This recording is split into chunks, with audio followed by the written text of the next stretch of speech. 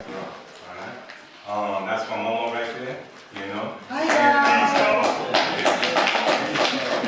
Everybody go see in the house. And that's my other mama right there, Mama Sherry in the house, and my brother there. So it's interesting because I was conceived at a Sufi retreat, and so I was born into the mystic path of Sufism. And as a youth, both of my parents, particularly my father, he was in Pakistan, you know, and he seen a Sufi and he looked in this man's eyes, and the Sufi took him through the universe, you know. And I remember my father said it was the most profound experience he ever encountered with a human being, you know. So the thing about Sufism and why I felt it was so important to bring this subject here up to Boston was because, bless you, was because it's dealing with your own inner experience, your own spiritual experience, you know what I mean? So it's very different than for what many African Americans or people of color were used to going up into the church or the mosque or what have you. Not to put down these places, because I can still believe these places are still a place of growth. You know, especially if you have brothers and sisters who might have been locked up in prison and they came across the Bible or the Quran and it helped them to become a better person. I say amen to that, all right? But when you start going a little further than just a very orthodox system, you start going in and again having your own direct experience with the Most High. Not so much reading about someone else's experience, but actually having your own. So that's why I felt this was so important to bring Brother Sufi up here. The first time I heard him on Blog Talk Radio, actually on YouTube. It was this joint, these brothers in Philadelphia, I forget their store, Black and Noble. And it was on YouTube, and the video blew my mind. Yeah, I had a very connection with this brother, and I felt this spiritual presence from this brother, the same presence I felt in 2000 when I was going through my Tibetan Buddhism studies. You know, I sat at with many lamas back then. They gave off a very aura of very love and peace, and I felt the same from this brother here, and I said, this is what we need right now, how to bring more love into our life and peace, but also the level of having a system where we can learn how to have that mystic experience. So, Sufism is a very deep path. It's connected to Islam, you know, but yet, you know, the mystic tradition is within all systems of different religions. So you have the mystic tradition within the Jews, they have the Kabbalah. You have the mystic tradition within Christianity, with the Gnostic texts. So these type of systems are within all these different schools of thought. They came first. Yes, and they came first. You know, organized religion came later. In many ways, it was very political. In a way to be able to show how can we be able to control people, control the masses of people. All right. So when you have a direct experience with your ancestors or the Most High or what have you, you have a lot of power right there. All right. And the powers that be that have us going through this 9 to 5, these chemtrails, these vaccinations, miseducating your youth and all that. This is the system that they want to keep going. So the Lord forbid, people start coming across a level of spirituality that will actually open up their third eye, or actually open up the level of using their whole brain. All right? Because for the powers that be, they see that as very dangerous. Because at that moment, you're uncontrollable. They can't control you. You have power. All right? So that's the gist of why I'm trying to bring this brother here on the level of enlightenment, and also the level of being able to become a free person, or shall I say a true sovereign. All right? And knowing that is very important during these times, because we're in very serious times. And you don't have to be a person that reads a lot of books or looks into this or that to know that. You know what I mean? You just step out your door and you see that we're being gunned down by police. All kinds of craziness is going on. The ratchet music, the crazy shows, which are doing nothing to uplift you as a person or the planet. All right? The planet needs our help. She's screaming to her children and saying, please listen.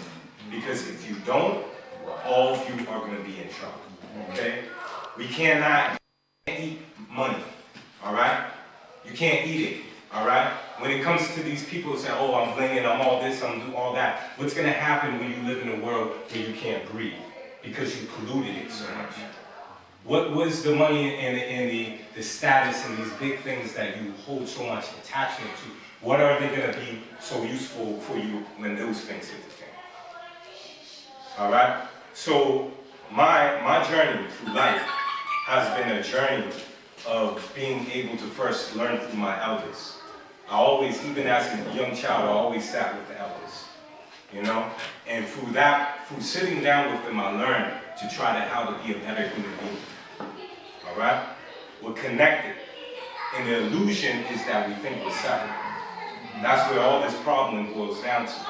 You know, because if we had that level of knowing the connectedness, we wouldn't be treating each other the way we do.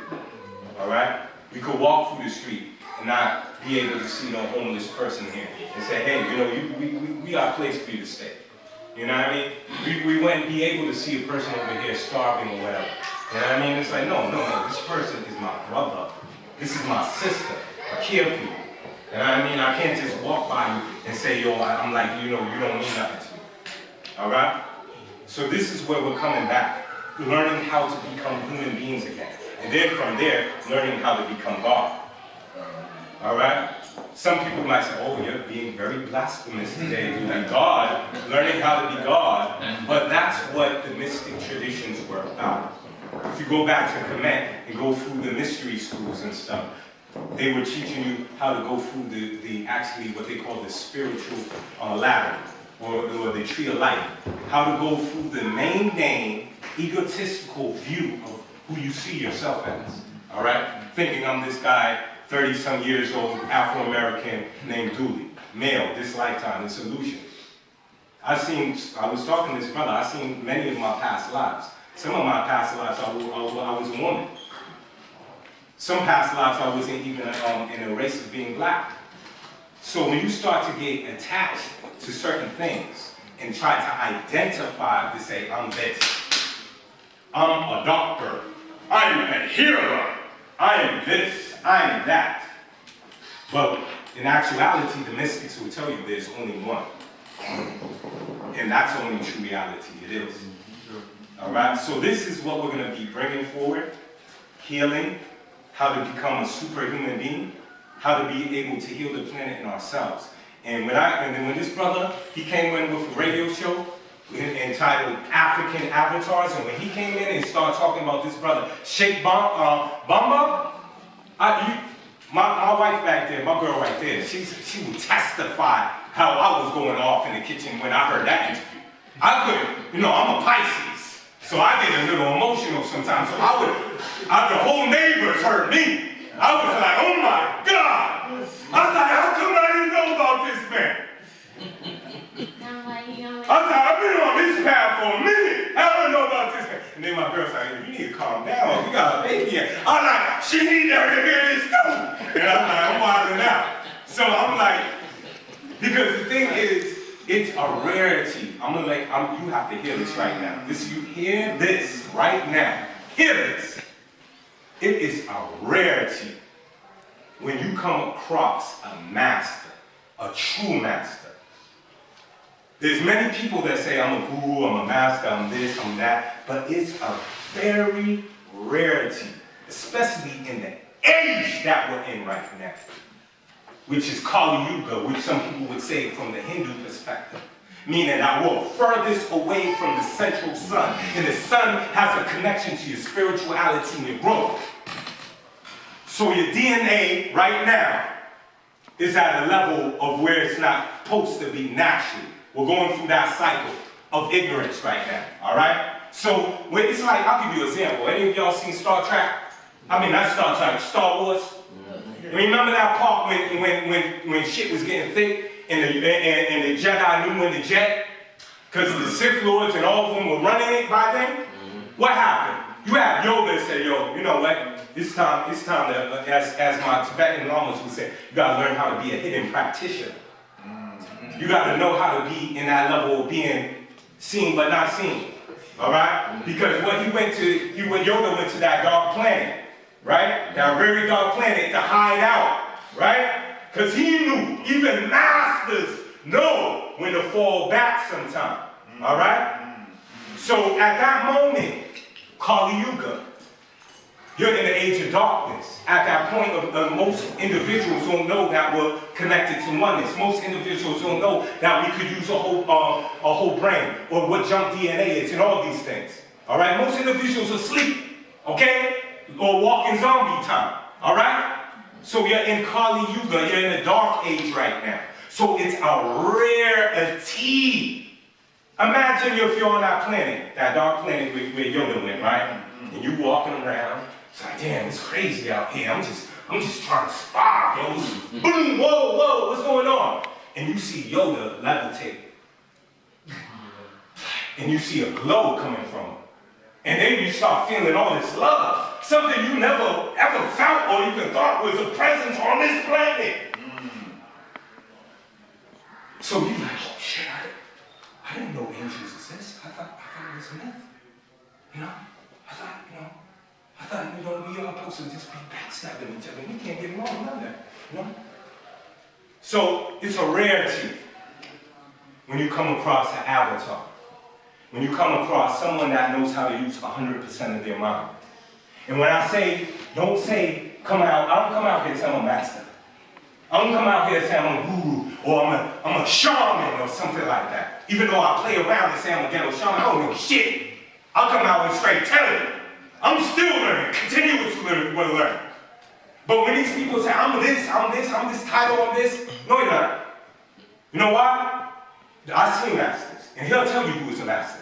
Motherfuckers that could be in 3 places at one time. Walk through walls, levitate, read your mind, tell you what you need. All right? So when you come across those individuals, you say, well, God damn, thank you. Thank you, ancestors. Because that's the example you're supposed to be striving to be. Plain and simple. All that other stuff is a waste of time. We're not here to sit down, eat bonbons, and talk shit about each other and watch reality shows. And if you're here about making yourself like, yo, I'm a baller, I'm gonna get this coin, I'm gonna get these tapes, then get these tapes and change the world. Use that money. If you're about making it happen, use that money and change your hood. We was talking earlier, the Boga clan. And saying how the Boga clan can cure addiction overnight. Why don't we know about this? Why don't we know about this avatar? They want us to keep sleeping. Me and Arafat, we had a side conversation. He said, wow, you got a lot of haters on the street. I was like, man, ain't nothing new. I've been hated on since I came out my mother's womb. They don't like when people come with a lot of light. Yeah. You know why? And trust me, they believe that we can't come together. People of color. Right. They believe that we can't love each other. Because we're so caught up in this mind control, repetitive patterns, repetitive images to show discord. But I'm going to let you know something. Ain't nothing powerful than love. All right? Ain't nothing powerful than love. And if you want to change this, that's all we got to do. That's all we got to do. All right? So with that, dun, dun, dun, dun.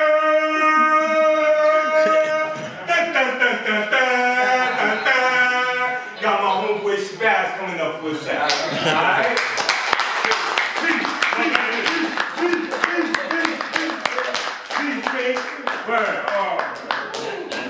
First of all, give yourselves a black hand.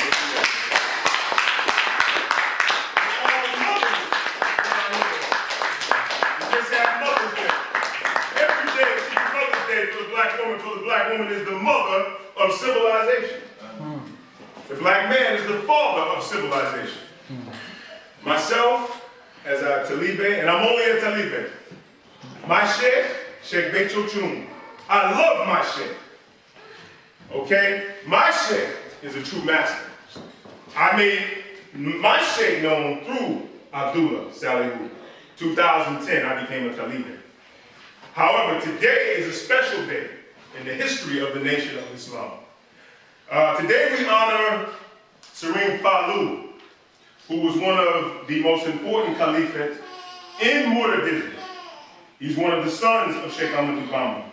And this also ties in with the history of the Nation of Islam. So I want to read this from the illuminating book called The Light, a Journal, Volume 1 by Sheikh Lowe. Put your hands on this book. Some really excellent history in here on Muradism and the movement and what took place in Senegal and Touba at that time. But under Sheikh Muhammadu Fadil Mbake, he says the 27th night of the month of Rajab is a historical night in Islam. During the month of Rajab, the Prophet Muhammad made a nighttime trip to the city of Jerusalem, Israel, visit the Al-Aqsa, and from there was raised up into heaven, Miraj. While there, he came face to face with previous prophets and received instruction from his Lord, Allah subhanahu wa ta'ala. Allah the Exalted about the 5 daily prayers the Muslim community should observe timely. At first, Allah had given a commandment to pray 50 times a day and make salah. And Prophet Muhammad went back and then it was reduced. Okay, so today is this holy day. Now, likewise, Isra and Miraj, the Prophet Muhammad's night journey and ascension, marked the birthday of Sheikh Muhammadu Fadal Mbake. We know him as Serene Falu. He's widely known as Serene Falu, who is an ocean of knowledge all humankind can drink from. Utilize his clean, lucid water and will never be thirsty ever again. There's a story, and you can read it on Facebook, surrounding Serene Falu in Senegal at the time when he was the Caliphate, maybe in the 60s. There was a wild stallion, a horse, that was on the compound, and they were trying to get the horse to actually do its daily job and do its work. The horse was very disobedient, so finally they brought Serene Falu in the Caliphate. Serene Falu took one look at the horse, and he began to speak to the horse in the native tongue of Wolof.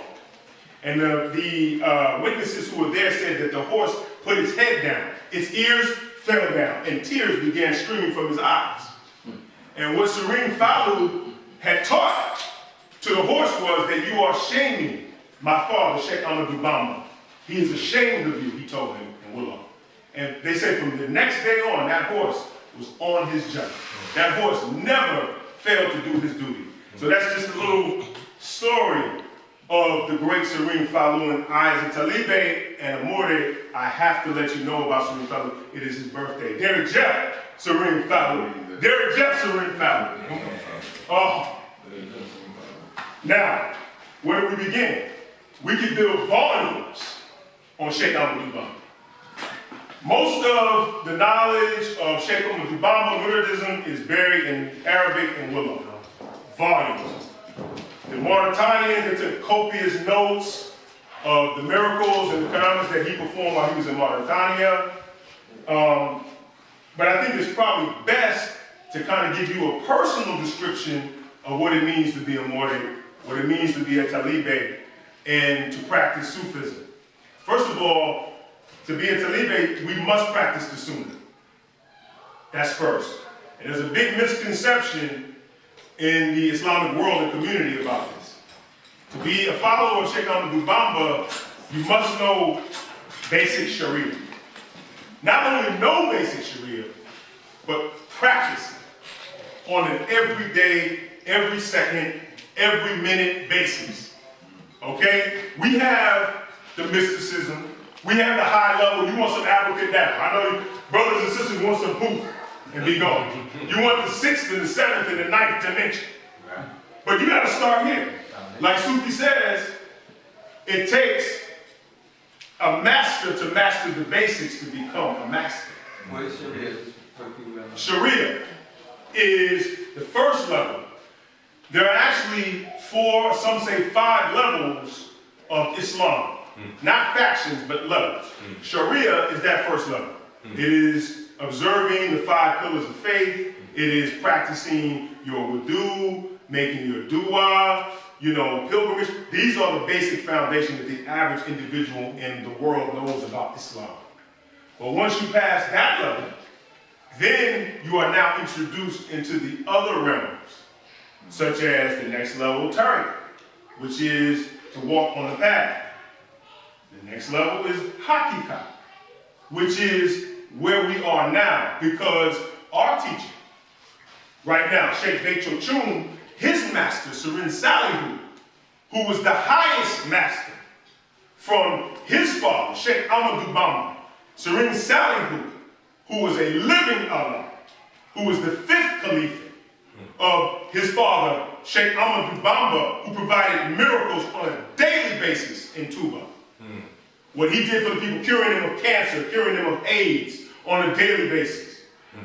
Haqiqat is to know a living Allah. In Haqiqat, we bring you face to face with the divine proximity of Allah. Most can't understand that because many Islamic scholars will tell you amongst the ulama, it's not possible. That can't happen. How is this? Because many cannot reach this station of divine communion one-on-one with a living Allah. Sheikh Ahmadu Bamba, on the path of Muridism, he shows you this. He shows you how to go from step by step till you reach the level of Haqiqah. And Serene Tuba is the one who came to teach us Haqiqah and show us the way. And Serene Tuba said, through him, the whole world must come through. He made the statement, who is this man, Sheikh Ahmadu Bamba, or Serene Tuba, to make a statement like this? Who was he really? Do we really know who he is? Now, the stories that you get in the West, you don't get much because they want to keep Serene Tuba away from you. The karamat, the miracles that he performed in Senegal during colonialism. I'll take you back. 1870s, 1880s. The French are colonizing and have colonized Senegal in what they call the Gambia, parts of Mali. The Senegal and Mali are one people. So when you talk of the Dogon, you're speaking of the same people. The great Sheikh Anta Diop. How many are familiar with Sheikh Anta Diop? Put your black hand up in the sky. Sheikh Anta Diop. Sheikh Anta Diop was a Moorian. Sheikh Anta Diop showed the connection between the ancient Meretic script and the Wolof language, which is the language that Mom, Sheikh Ibn Fall, Serene Fallow, and of course, Sheikh Ahmadu Bamba spoke their first language. In fact, Serene Salihu, it was a recommendation that you speak Wolof and Arabic around Serene Salihu. He didn't want any French spoken around him in his compound. But what was going on at that time was colonialism. So they wanted to make the Africans hate their skin. So now you see the Africans from Africa buying whitening and skin cream to whiten it. I just saw it in Harlem a couple weeks ago. Boxes of whitening cream on the table. And these are brothers and sisters with beautiful dark skin.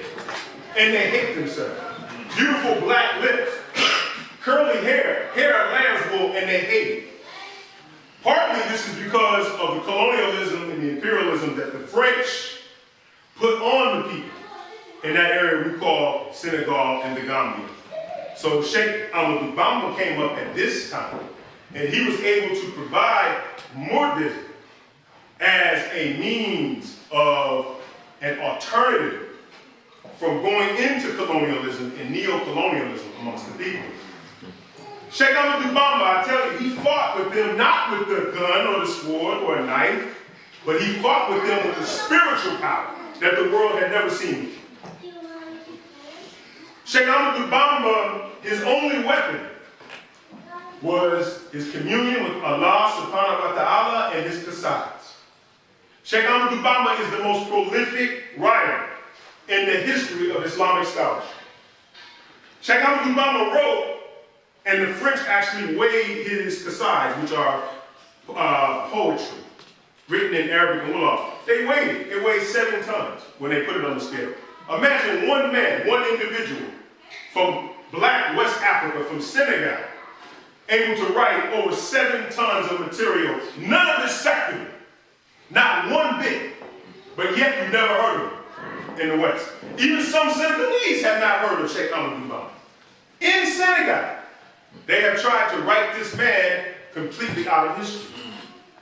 And you have to ask yourself, why have they tried to write this man out of history? Is it because his doctrine of passive resistance is the correct doctrine? Now, I came through the Nation of Islam. I am an FOI. I worked with Dr. Khalid Abdul Muhammad. I was there when he was shot. I was right there. And I'm here to tell you now, my philosophy has changed. My philosophy that I have adopted is the one that Sheikh Amadou Bamba has used. Because now I look at Senegal, I look at Touba as the fastest growing city in the world right now. See, when Almighty God, Allah blesses you, the blessings continue, they never stop. He never pulls his blessing away from one who has truly been touched by his hand and his heart and his mind. So I see the way, even before Gandhi did what he did in India and got the credit he got, that he didn't deserve. Where did he get the tactic of passive resistance from? When the French brutalized Sheikh Amadou Bamba 286 times. At least, if you talk to some of his family members, they'll tell you it was more than that. On a day-to-day basis, the French tried to assassinate Sheikh Amadou Bamba. One time they buried him up to his neck to prevent him from making his salat. Buried him up to his neck because they realized the only way to destroy him was to break his spiritual power. So they buried him up to his neck. At the time of salat, Sheikh Amadou Bamba still made his salat. Buried up to his neck. You say, well, how could he make salat when he was buried up to his neck? He made it with his eyeballs. This is the power of Sheikh Amadou Bamba. It's an inner spiritual power. It's a power that is channeled from our ancestors, from Nubia, from Kush, from Kemet. If you study the ancient Kemetic teachings in the temples, Touba, again, our holy city in Senegal, the holy city of Touba, where there's no smoking, no drinking, no fornication allowed, no music, pure Sunnah. Touba was a solar deity in ancient Kemet. Many do not know that. Touba was a solar deity in Mauritania. And there's a whole history on that. I brought some research material to back that up. But Sheikh Amadou Bamba, 286 times the French tried to kill him. They put him into a cooking oven one time. When he was in Mauritania, he told the descendants of the lineage of Prophet Muhammad that they put him in a cooking oven to kill him, an inferno. And then the descendants asked, well, what happened? He said, when the French came to find me, I was shivering. I was making prayers, making zikr to Prophet Muhammad. They could not kill him. Another time, the French sent a bull after him. He was walking to pray, making salat in an alley. What happened? He says, as the bull approached him, pointing his finger, that bull went straight up into the heavens and is still up there now. Now he told this to probably one of the most pious clans in Mauritania of Islam. They have written voluminous amounts of material on Sheikh Amadou Bamba because he showed many miracles in Mauritania that he never showed amongst the Senegalese people. And one of the reasons why he did not show his own people the Karamah of the miracles is because they would have thought he was just something from another universe, a parallel world. It would have been too much for them to take the concept. One of his top disciples, Imam Sheikh Ibrahim, his top disciple, from the teaching that Sheikh Amadou Bamba gave him from his own family, they will tell you that Sheikh Fall would hop around Senegal because the spiritual depth of what Sheikh Amadou Bamba gave him made him so heavy that he just sank right into the earth. So he had to literally walk on one leg. The depth of the teachings of Sheikh Amadou Bamba, you could go on for lifetimes. You could count all your reincarnated lifetimes and you could still never get to the beginning of the depth of this man's teaching. It is unbelievable. the degree of work that this man put in, and the Islamic scholars want to write him out of history. You hear nothing. We needed to heal from what took place here in America, just like they were healed in Senegal, and still going through the healing from his Qasides. Now myself, personally, the Qasides have burned many of my desires completely away. I'm speaking for myself and from reciting those Qasides and taking mentorship from those in the community from Senegal. So I see how it is applied in my life and how it can help in what's going on with the confusion. Black men being shot and murdered by the beast on a daily basis. Now we know we always had an enemy, but now the greatest enemy in our community is ourselves. The greatest enemy is your lower self, your nafs. This is your greatest enemy. It's not the policeman walking the beat. It's not your boss who's yelling at you. It's not the person you fighting with on YouTube calling you a nigga behind a screen name. That's not the biggest enemy. The greatest enemy is yourself and the lack of the knowledge of yourself. Teach. Look at this beautiful place that we have. Look at this. This place should be filled on a daily basis with the young men that are walking the streets with their pants sagging down to their ankles. Brothers, you should literally be snatching them off the street and drag them in here, bring them in here, and let them get the knowledge of themselves. All this information around the corner here, you should have heads filled up in here. Going to the projects, brothers. Like in the FOI we used to do, go to the projects, door by door, knock on the door. Go in there and pull these brothers out. Ain't nothing but single mothers in there anyway. What is she going to do? She going to stop you? Pull them out of there and drag them in here. Let them get the knowledge of themselves. What are you doing? Drag them out of the pants that's hanging off their behind and put them in there. That's what we need to do. The teachings of Sheikh Ahmadu Bamba. Again, as I said before, we can write volumes upon volumes of Sheikh Ahmadu Bamba. Sheikh Ahmadu Bamba said, and I gotta read this. Teach. He said, Alhamdulillah, Alhamdulillah, Alhamdulillah. He said, he explained to his disciples who were around him when he said that, he says, you could have missed my presence in this life. He said, I could have missed your presence in this life. He said, or you could have ignored me after knowing who I am. You see, when you walk the path of Haqiqah, when you come into Muridism, you don't choose the Shaykh. The Shaykh chooses you. You don't choose the Shaykh chooses you. And right now, we need to shake off 400 years of colonialism and imperialism and all of the things the white man put upon us. With the Shaykh, we can eliminate in our community the drinking, the alcoholism, turn it into diabetes. Now you die at 30 and 40 and 50 years of age. We can eliminate the use of drugs in our community, the abuse of our women in our community. Most of the black women in our community are raped and abused by the men living right in the damn home. Sheikh Ahmadu Bamba said, no fornication, you must get married to the black woman. If you go to Senegal, they'll tell you don't even look at that woman in her face unless you get a law's permission. I had brothers tell me that from Senegal. They respect and they protect the black woman in Senegal. And you should see how these sisters dress like queens, the mother of civilization that the black woman is. What are we doing? Are we really morally upright and correct? See, my problem that I see now is we got to get right morally, individually and as a family. Once we do that, the divine, supreme being, architect, the living Allah will be behind us. That's right. And all of these problems will go away overnight. That's right. But we have to do right, starting with self. And the path of that is Muridism. The path of that is through the Qasides.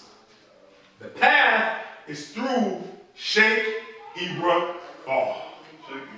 Sheikh Ibra Fall will take you to Sheikh Ahmadu Bamba or Serene Tuba. Sheikh Ibra Fall.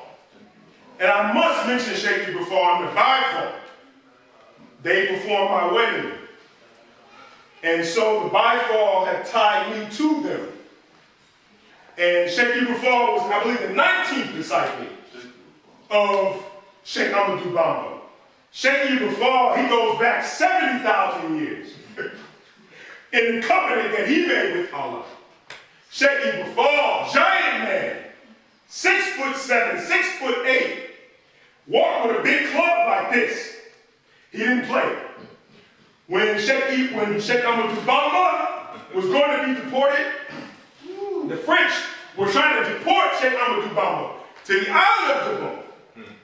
He ended up staying there 7 years, 7 months, 7 days, and 7 hours. Did you hear what I said? 7, 7, 7. He was the opposite of Damien and Naomi. He had the 7s inscripted in his hand. Right. Sheikh Ibrahim, he looked as the ship was going to pull Sheikh Amadou Bamba away. He says, no, you're not going to pull my teacher away. He went up to the ship and touched the ship, put his hand on the ship wouldn't move. Sheikh Amadou Bamba said, Sheikh Ibrahim, he said, go get some wood for me. And Sheikh Ibrahim, he did everything his sheikh told him to do. He let the ship go and it sailed off. Sheikh Amadou Bamba was exiled in the island of Gabon. Sheikh Amadou Bamba was on such a supraliminal level. His spiritual wisdom was so capacious. His credenza of spiritual Islam intellectualism is unprecedented in the world. No one can touch this man right now. When he got to the island of Gabon, do you know on the island of Gabon they have trees made of wood? If you go like this, it'll kill you.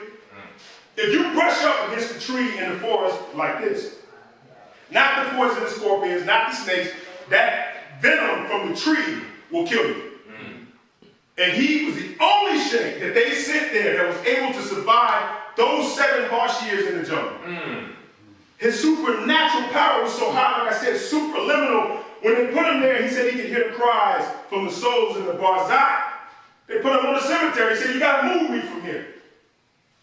They constantly, the souls of the deceased wanted him to make prayer for them because they died in a state of impurity. This is the spiritual level, as the brother mentioned before, that high 5th dimensional, 6th dimensional. And the black man has 7 dimensions to his mind. Brothers and sisters, I'm here to tell you again that through the Qasides, and Sufi has some brilliant works on the table with many of the prayers from Sheikh Amadou Bamba, many of the Qasides from Sheikh Amadou Bamba. My name is from one of the Qasides called Sindhi. And it has everything in it. And it will protect you from, if you're a mother, you have little black sons, protect you from the police beating them upside the head with a billy club. If you are driving while black, you know what it means to be driving while black. It will protect you from being driving while black. If you have a boss Charlie on the job, you know who Boss Charlie is, right? When you sitting at the water cooler getting a sip of water talking about the Monday night football game, he comes up beside, excuse me. It will protect you from Boss Charlie. The Qasides have spiritual power. We have some brothers in the community, they'll give you some charm, you put that in the bathtub and all your problems will go away. You say, well, how can that be? I don't believe that. Then you go again, you doubt the power of your own ancestry and your own people. This goes so deep, brothers and sisters. It goes way back, even before Kemet. The most honorable Elijah Muhammad said it goes back 78 trillion years. You say, well, the universe is only 13.7 billion years old. No, the white man tells you it's 13.7 billion years old. And you believe the white man when he tells you. You don't even doubt the white man when he tells you that. You say, that's too deep for me. That's physics. You created physics, black man. You created physics, black woman. That's your science. Calculus, that's your science. So, again, to make it relevant, what we need is a symposium where we can share the Sheikh's material, as much of it that's in English as possible, to give us the protection that we need in our neighborhood from the ills that are falling upon us. The dope dealers. The dope dealers have been worse on our people over the last 30 years than the police ever have been. Little Boo Boo and Little Mickey, they didn't got no father in the house. They kill more of our people, innocent, on a day-to-day basis. A woman in Brooklyn just got shot the other day by a stray bullet, grazing her leg. just outside on the stoop or going back to the grocery store. So we need this protection in the hood. As Sufi said, niggas is crazy in Philadelphia. I need some talisman, as Sufi said. I need protection. We need protection. But it's from our own self. And that's why, to go back again, our own self is our worst enemy. Why do we have a hard time giving up the things that are killing us? The cigarettes, the alcohol, the dope. We all know what it's like to live with alcohol. Because white supremacy has made the black man and black woman turn to alcohol and cigarettes and dope to escape the hell from this white man that we live under. Right? We all know a functional alcoholic in our family somewhere. We know what that's like, right? When they come home from work. Many of us have seen our mothers get beat down and abused by father because of white supremacy in this system. So the Kasais of Sheikh Bamba can alleviate these ills amongst the black man and black woman in America. We are suffering. I told the sister a while ago, we are at our worst we've ever been. Read The New Jim Crow by Michelle Alexander. And she talks about the prison industrial complex. They already got these young brothers going off to prison, they know it. 3rd grade. In Brooklyn, they know. In Bed-Stuy, Bushwick, in East New York, they know. Little Johnny's going to prison. And then they go get a number, and now on Wall Street, they can trade and sell those numbers of our little children. In the 3rd and the 4th grade, and make millions of dollars off of it and go live on Park Avenue. While we suffer in the hood. Brothers and sisters, we must examine the illuminating work, the resplendent work of Muridism and Sheikh Ahmadu Bamba and the Taliban. But like I said when I started, we have a living master on the scene today. That living master is Sheikh Becho Chun from Senegal. That's my sheikh, who I'm proud to have made allegiance to. That man is a living master right there. Everybody give that man a hand right there. Sheikh Becho Chun. That man has more followers than any religious man in the world. The Dalai Lama can't touch that man. I always hear black people walking around talking about the Dalai Lama. Man, look, why do we always gravitate to some other? That's the Dalai Lama right there. That's the Dalai Lama. Sheikh Becho Chun. That's him right there. He knows all the teachings of the Bhagavad Gita backwards and front. Matter of fact, he told us, he said, he's looking at the Bible, he said, that's my teaching. He said, that's my teachings. They got our teachings. But he knows the origin of those teachings. And so again, we must give praise and thanks. Derek Jeff Sarin Sally. Ooh, man, I tell you, that brother Sarin, hopefully Sufi can go to Sarin Sally some and show you how powerful Sarin Sally was for our people. The Moorids in Senegal and Cuba love us in America. They want to share these life-giving teachings of Serene Tuba with us. You have all these pro-black radicals. Oh, let's go. We're gonna get an army, a brigade against the white man, this and that. You gotta be out of your damn mind. All the white man has to do is come up the food trucks and the water into your community and turn off your electricity and heat, and you'll stop fighting overnight and be fighting each other. You don't control the bullets that you put in a goddamn gun. You don't make the Springfield armory gun. You're out of your goddamn mind, black man and black woman. Get with the passive teaching of Sheikh Ahmadu Bamba. Turn yourself around from the inside, outside. Love yourself. Love your brother. Love your sister. I turn it over to Sally right now. Assalamu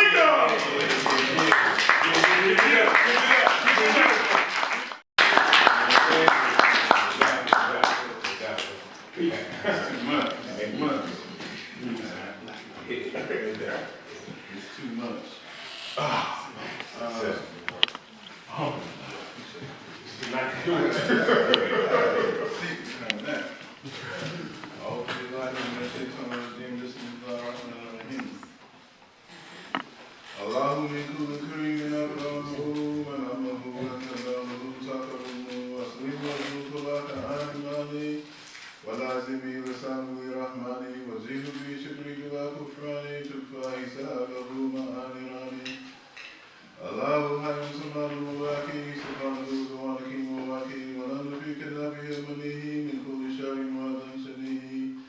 مستمسكين بالغياث أحمدا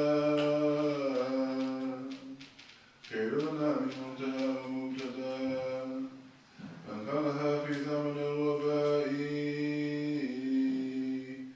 أمنا الله من البلاء اللهم صل على سيدنا محمد الفاتح لما أغلق وكاتم لما سبق الناصر الحق بالحق والهادي إلى صراطك المستقيم وعلى آله حق قدره ومقداره العظيم يا ذا الجلال يا متعال يا كريم واليتيم دوائي يا ذا الجلال يا متعال يا كريم واليتيم دوائي يا ذا الجلال يا متعال يا كريم واليتيم دوائي لقد جاءكم رسول من أنفسكم عزيز عليه ما عنتم حريص عليكم بالمؤمنين رؤوف رحيم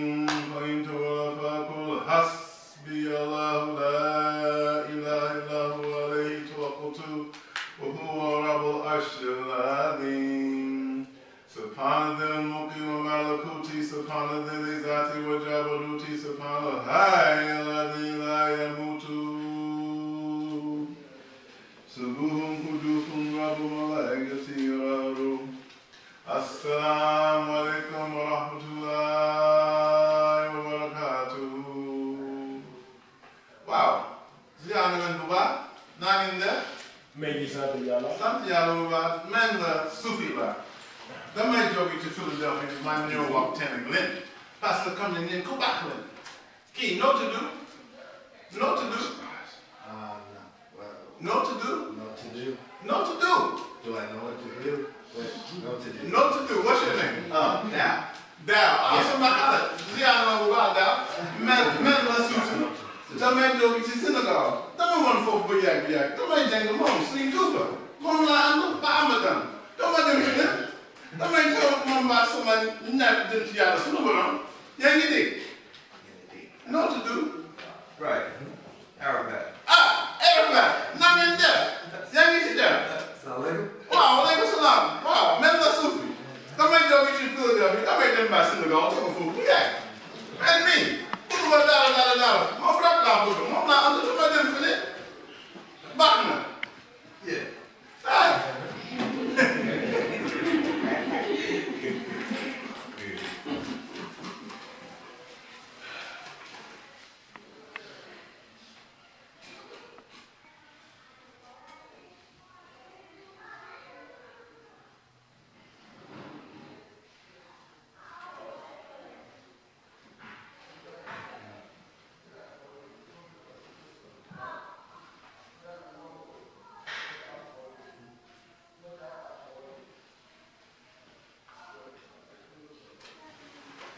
We all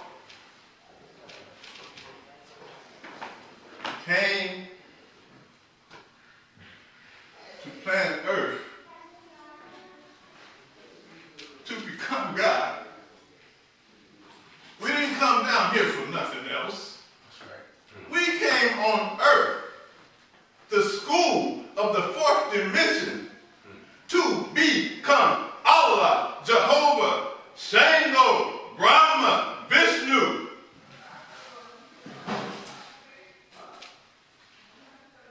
Do you know what I'm saying? He's God. Yes. Peace to Allah and justice. He's to Allah. It's no more time to water these teachings down. You came here to be God. Don't matter if you're a janitor, a banker, a politician. That lie. Did I say that? Let me be politically correct. A teacher. Don't matter what you're into. If you're in the sound of my voice, figure out how you can become God. That's the summation of all the mystical teachings. And guess who the first God was? The black woman. Was the first deity worshipped by any man, but those Eurocentric Christians came and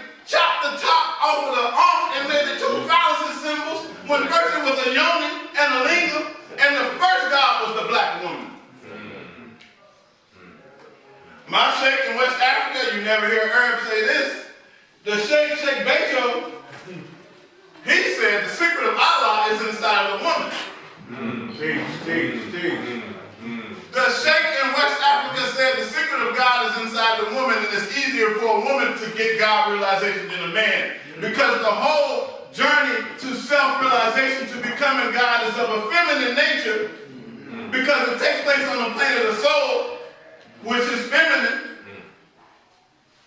And for a man to become God, he has to get in touch with his feminine nature, and that's not easy. Look like I got on the damn dress. Yeah.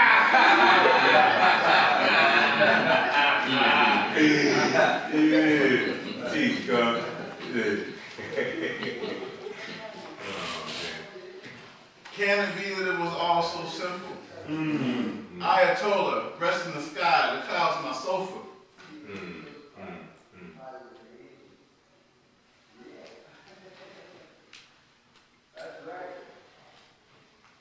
A bird flies because it sees other birds flying.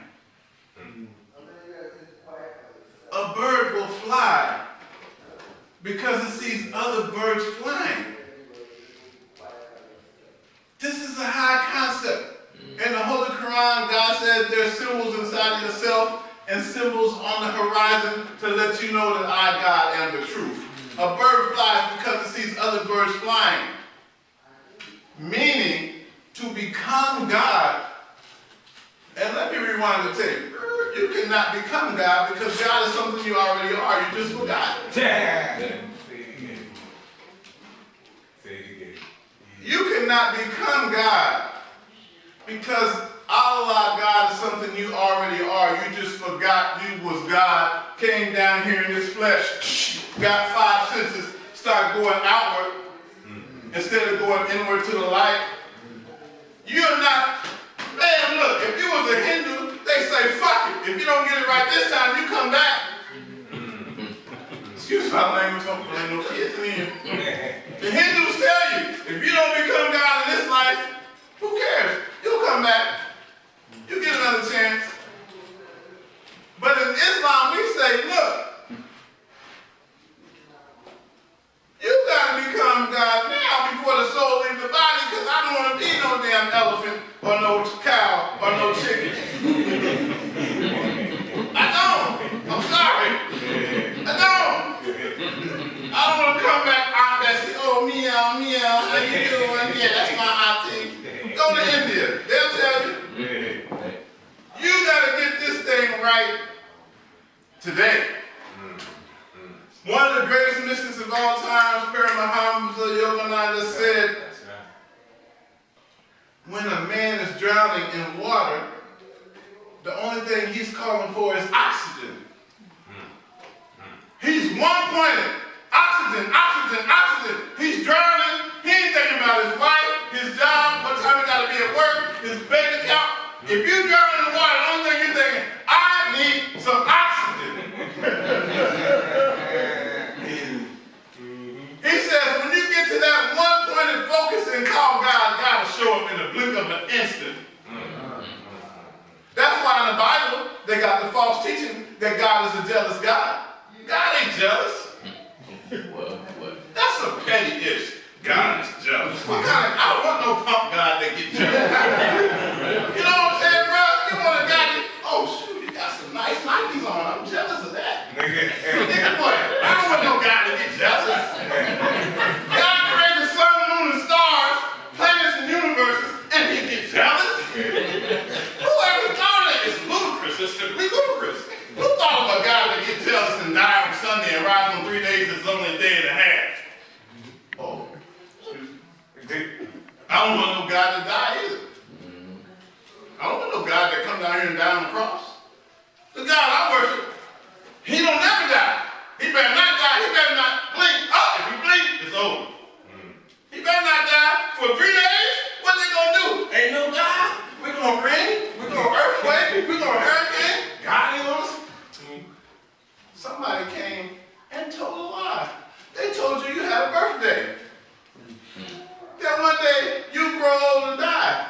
That's the falsest teaching is that there's a mystery God in the sky somewhere that you should pray to. The true God lives inside of you and is animating your flesh. You're just not in touch with her or him. a bird flies because it sees other birds fly. You have to see God in manifestation through a human being. This is an ancient teaching. And some systems they call him an avatar. Some systems they call him a prophet. You have to see the power of God walking, so God is not just an idea in the sky somewhere. When you see the power of Allah manifesting through a human being, you say, well, if the Sheikh can do it, guess what? Hey, if he's flying, I can fly. I done seen somebody fly. Yeah. I see. I went and lived in his house. 1996. My mother and father had died from cancer around 93. They both died. But wait. They told another lie. Ain't no such thing as death. All the people you say, I tell my daughter, we ride past the cemetery, I say, Iman, them people in the cemetery dead? No, Daddy. You said they just living in the other world. We can't see them. Ain't no such thing as death. Damn right. You better tell them now. Ain't no such thing as death. This physical body will go and give vegetation and live through the plants. The soul. Wait a minute. Wait. You got something called the soul. The soul don't rock Timberlands or Clarks. The soul is who you really are. And this soul don't have no birth record. The Prophet Muhammad taught us that, sallallahu alaihi wasallam, that the angel, listen, mother and father have sex, the fetus grows in the womb for 120 days. Prophet Muhammad told us that on the 120th day, the angel bring the soul into the womb of the mother. Bing. Now wait, where did you come from? Huh? But the physical part, was that you? Or were you that life form that the angel brought? I'm gonna go with the life form. It damn sure should. That sounds a lot better than this BS. Brother, I have a question. Yes. A question. You said the Most High is not a jealous God, true? I have a joke and a question too. When the love is passion, beyond all passion, from the man, and when he passionately makes love to the woman, till she sees no other than him, and he sees no other than her. If by chance she looks at another, or he looks at another, will there not be a rage of jealousy? With the likelihood, I hope you can, did you hear me, Sheikh? I'm listening. With the likelihood, if she is not the passion that lays between his legs, then she is nothing, and there is nothing to get jealous about. But if she is the passion that lays between his legs, and he is her passion, is there not jealousy? That jealousy is from a human level. Or a higher level? Mom, we're gonna keep It the could question. be, Hold on 1 second, Mom. as you go up, it becomes higher and higher 1 second, in the Mom. passion of love. 1 second. We're gonna keep questions to the end. So if we But do I have like any that questions, question. okay. Yeah. That's why I wrote this book right here called Tantra, Sacred Sex, and Divine Love. when two people are joined in the act, if they're in the first three chakras, this is a whole different lecture, but if they only in the first three chakras, then that's a bestial act that has nothing to do with God. True. But if they get up into the fourth chakra, the heart, the fifth, sixth, and seventh chakra, when you see some Hindu and Buddhist statues, they show the deities engaged in a sexual act. Right. Because the original sexual act is the highest act of worship on the planet Earth, because only God gives life, and if life comes through sex, then it must be some form of divinity in there. But we in the West, they erase it. Oh no, Council of Nicaea, take that out. Oh no, sex is a sin, you're going to sin, you're going to hell. Yeah. But the true teaching of this sexual act is that it's a high act of worship that can actually lead you to God realization. But that's a whole nother lecture. And can you not make love to the Most High as well? Woo! Let me speak on this. The greatest love, the only people who know love are the people of the mystic path. What she is saying is the highest doctrine. Let me break this down. You have inside of you what's called a nafs. The nafs is a feminine entity. It's your individual spirit. You have another being in you that's called the ruh. The ruh is a masculine entity that's called the spirit. When your soul and spirit have a form of sexual intercourse, you produce the divine immaculate conception of God inside of yourself. One more question. Can you be divided from that love?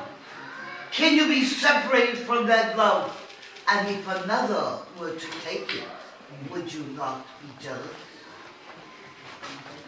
In reality, from this plane, there is duality.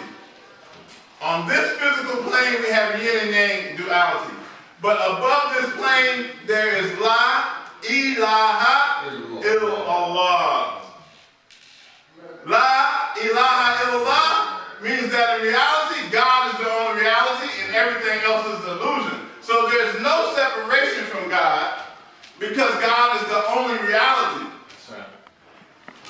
But how is, as believer, how is that? It is only in the intimacy of love that this can take place.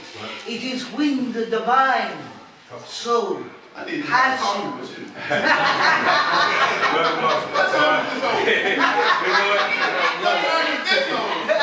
want to talk to you outside. You know what? That must be your mouth. So you know what? We at any time, maybe this is a good time to maybe take a break for a second. Okay. We Some chanting, and then after the chanting, we'll do. I'll tell some stories about the sheikh and have some more teaching and do a question and answer. Then we'll close out with some more chanting. Okay. Now the chant we're going to do is 7 syllables, and it's easy. La ilaha illallah. Can you try to say it?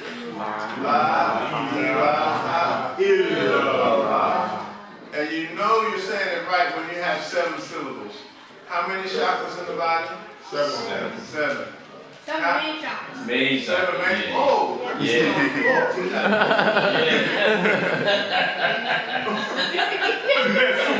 yeah, because the people who love say there's some chakras off the body, chakras in the hands, Inside the chakra. chakras in the feet. So yeah. What's your name, God? Salute. Look. Salute. Woo. Salute. I love that. You know what? You know what it means? Something that has to do with running dervish? I don't know. Yeah. How you get a Sufi name? Wait, did you say Sufi? Your name is a Sufi name. I have a friend named Sufi. My name is Sufi. So listen, salute. Salute means to take a journey to God.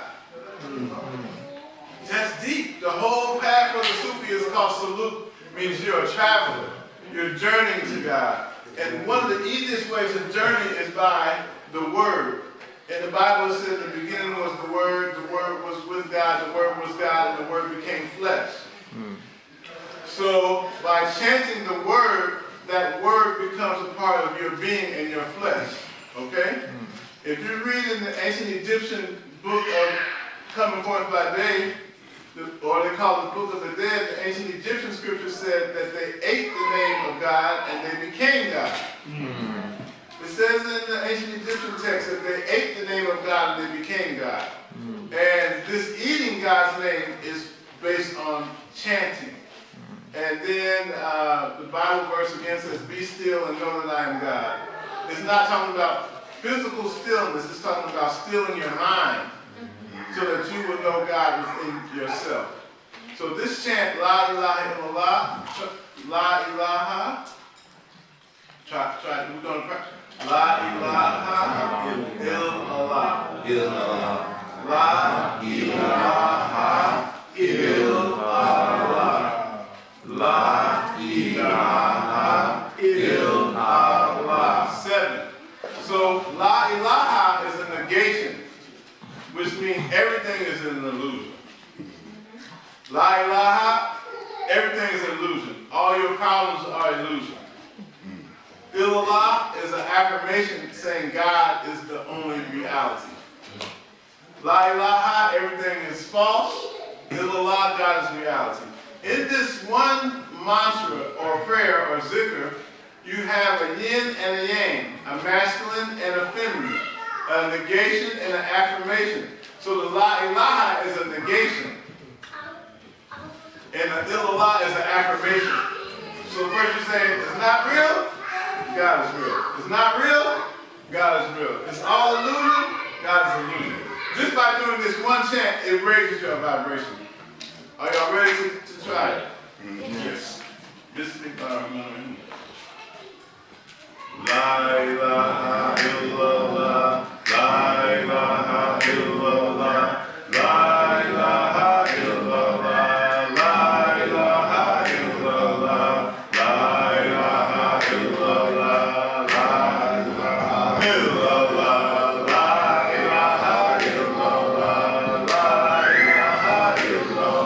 ilaha illallah, La ilaha illallah, La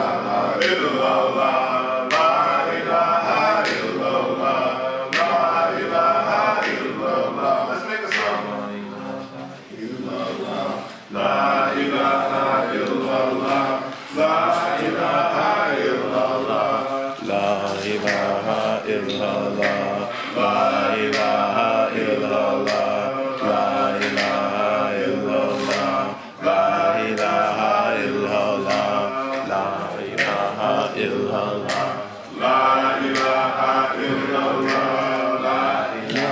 illallah, La ilaha illallah. La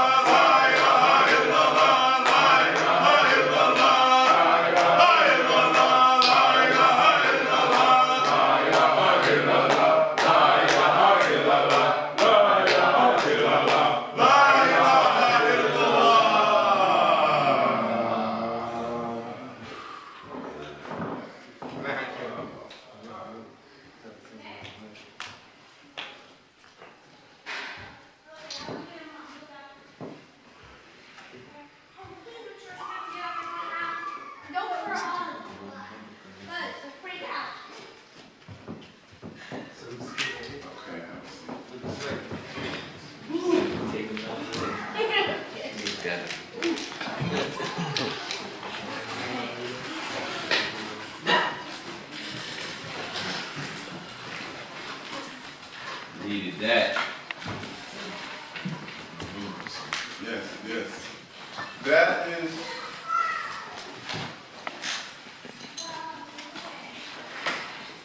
the cultivation of the divine sound current.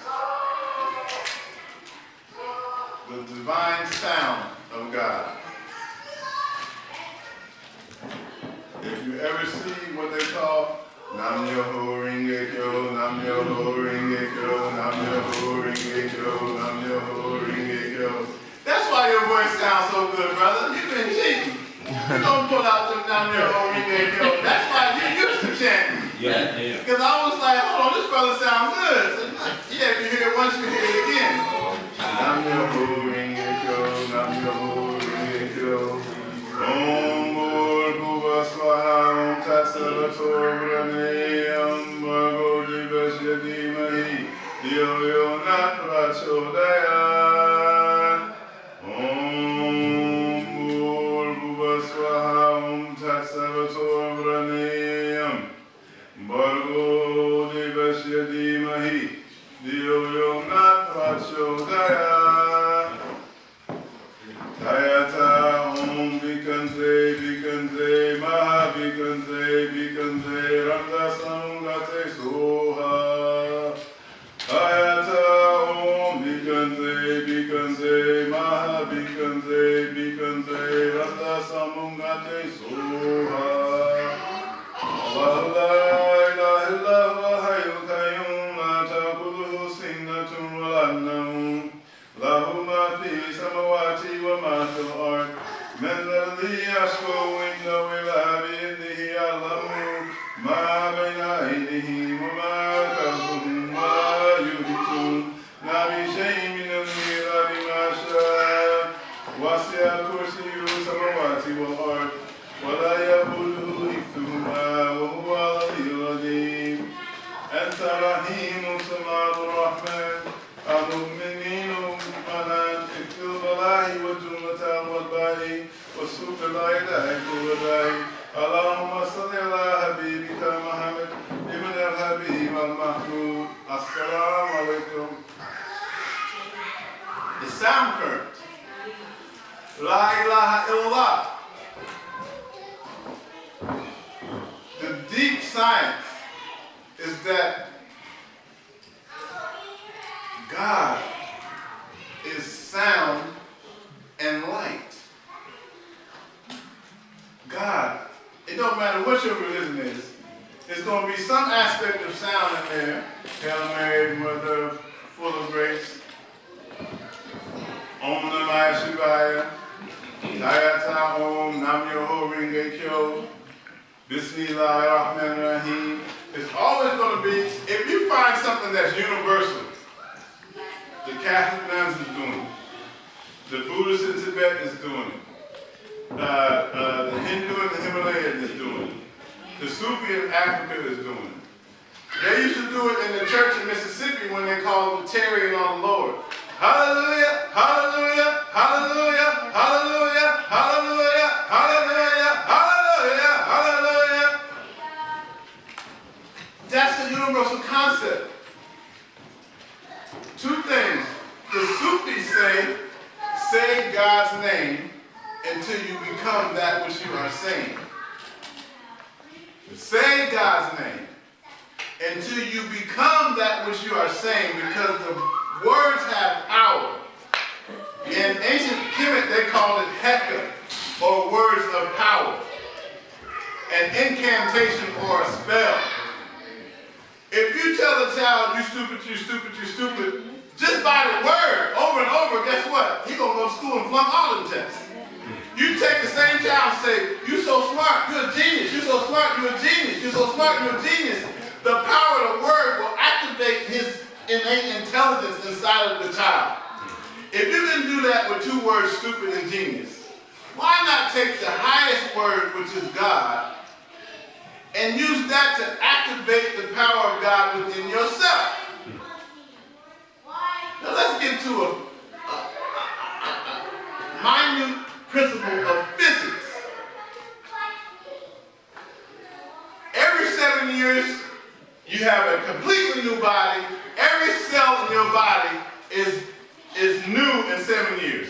From the bones, to the tissues, to the ligaments, to the heart cells, liver cells, kidneys, brain. Every 7 years, you got a whole new you.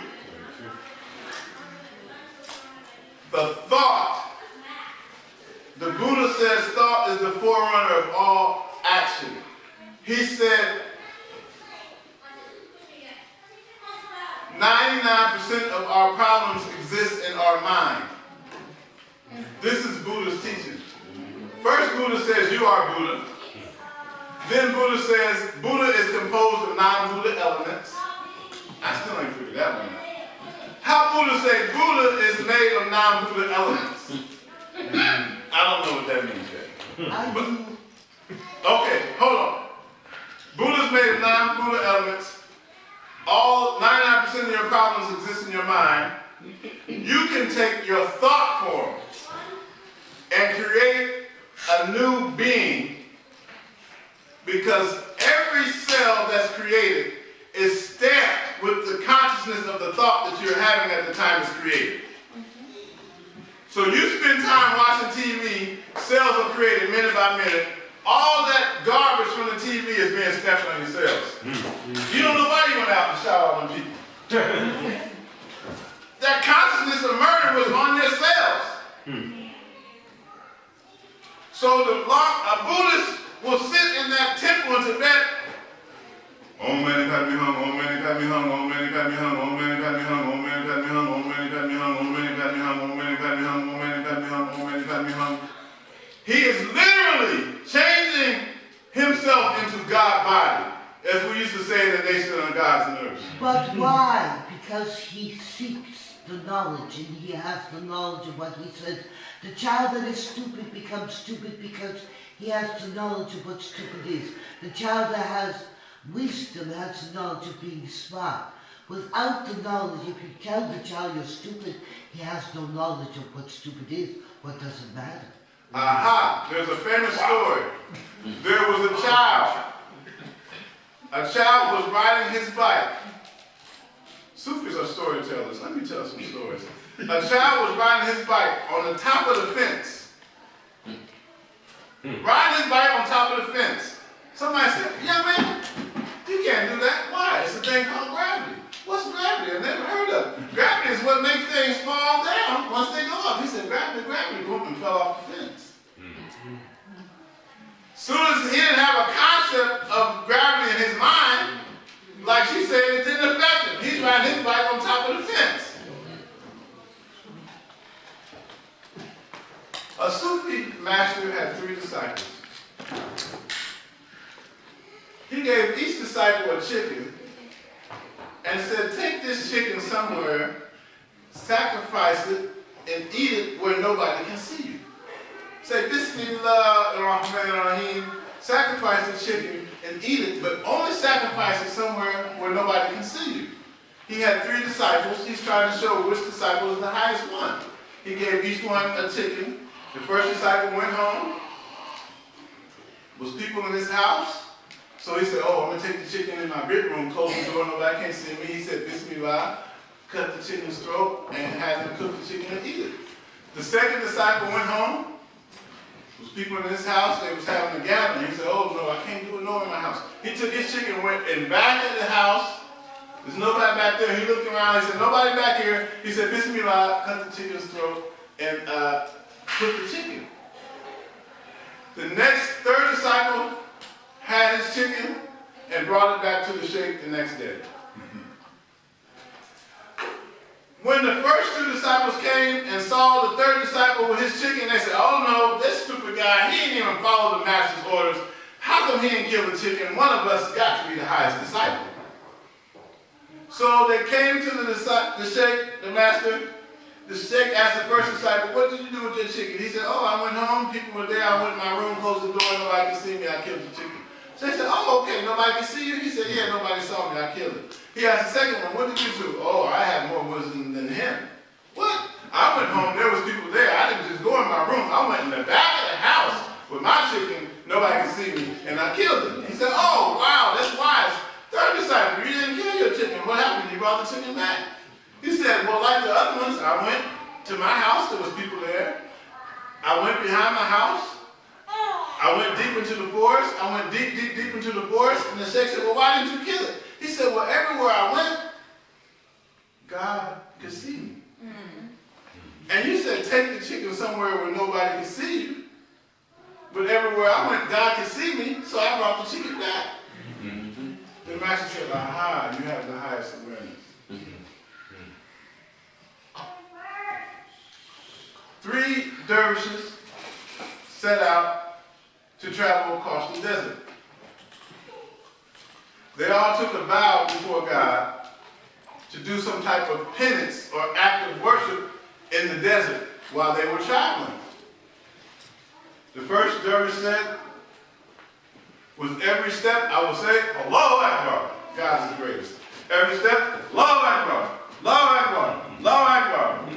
The second dervish said, how can I top that?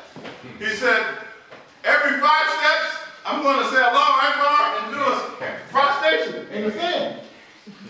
They said, oh God, that guy's deep. Every 5 steps in the desert, he's going to prostrate before God. They looked at the third dervish and said, how are you going to top that? The third one said, I will not eat any elephant meat. The first one said, what? I'm going to say Allahu Akbar. This guy going to do a prostration. You're going to say I won't eat no elephant meat? He said, man, look, stop. Ain't no elephants in the desert. Make another promise before God. He said, no, I will not eat any elephant meat. They said, are you serious? There's no elephants in the desert. He said, God told me to say that. I'm not changing my vow. Sure enough, they sat out in the desert. Every step, the guy said, Allahu Akbar. Every 5 steps, the other guy making a prostration. The other guy just walking with his beads, not saying nothing. First day, we have missed one. The fourth one knew that the first one had no knowledge, that it was only Allah that allowed him to say Allahu Akbar. The second one knew that out of fear to prostrate, but he had no knowledge, because he had no knowledge that it is only Allah that could make him prostrate. The third one knew, but did not know. There was a fourth that walked to the desert saying, I am nothing. I am nothing. I am nothing. Unless you. I'm going to add that the next time I tell you. Walk from saying, I am nothing. I am nothing. Unless I swear, when I go to Atlanta, I'm going to tell that. It's going to be a it's going to be a fourth one saying I am nothing. But the guy who said I will not eat any elephant meat, they walked the first day, no signs of food. They walked the second day, no signs of food. The guy kept saying Allahu Akbar, the guy kept prostrating. He got so much sand on his forehead. The third day, no food. The fourth day, out of nowhere, a baby elephant in the middle of the desert. The first 2 disciples said, Allahu Akbar, God is great. We haven't eaten any food in 4 days. We can sacrifice this baby elephant and eat. The second disciple made a prostration. Allahu Akbar, let's sacrifice and eat this elephant. They looked at the third disciple. He said, I will not eat any elephant meat. They said, yo, forget about that vow. You're going to starve to death. God gave us a baby elephant. We know you said that, but it's okay. We're friends. We don't want you to starve out here, man. There ain't no other food. It's been 4 days. You better eat some of this elephant meat. Stop playing around, Muhammad. Stop playing around, Muhammad. You better eat some. He said, no. I will not eat any elephant meat. So the 2 disciples said, you crazy fool. They sacrificed the baby elephant, started a fire, and grilled the elephant, and ate it till they was fat and full. Went to sleep in the desert. I don't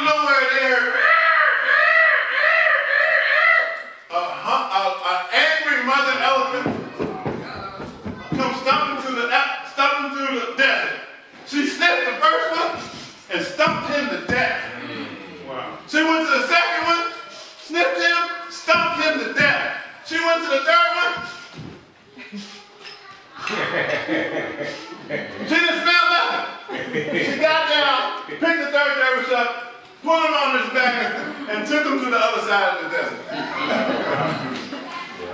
Now, who can tell me the meaning of that story? There's a meaning. The first one had no knowledge. He was prideful. He prostrated to Allah and said Allahu Akbar. He walked and said Allahu Akbar, but he had no knowledge of the words that he recited out of pride. The self. The second one had humility, so he prostrated. Wow. But in his humility of prostration, he too was prideful because he had no knowledge that it was Allah alone who allowed him to prostrate, who allowed his heart to prostrate. But he had not that knowledge. The second one the three had no knowledge of the knowledge of the four. The third one had knowledge only of this, which is the first lesson of the Sunnah, which is the lesser tawheed, to fear Allah. Because he feared Allah and was obedient, he did not have calamity. Woo, man. Okay, The Mom. fourth one, understanding. the fourth one Who said had the that? highest knowledge. I am nothing. Which means you cannot, from your heart, do any good unless it is Allah's will for you to do good.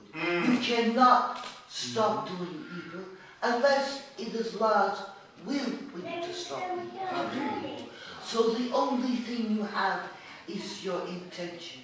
Oh Lord, I cannot even raise my finger unless you will. Oh Lord, I cannot worship you at Tahajjud unless you will. Oh Lord, I cannot even love you unless you will. Okay, good job. Thank you, Mom. Wow. Continue, please. All right. One more story. There's so many.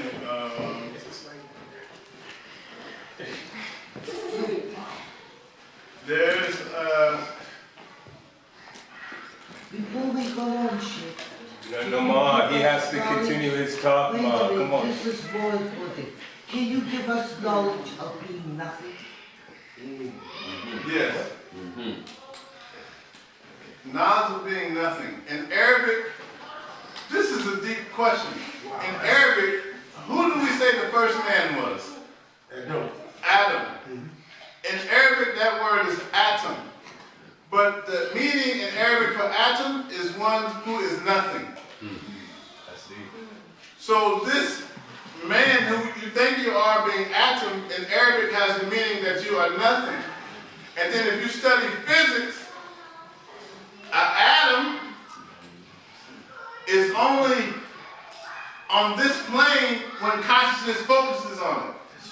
When they study atoms in the lab, they blink in and out of reality. An atom is made of what's called photons. There's no such thing as physical matter. The atom is actually a particle of light. And if you speed that atom up, it'll turn back into light. That's why Einstein came up with the theory, energy equals mc squared. My shape,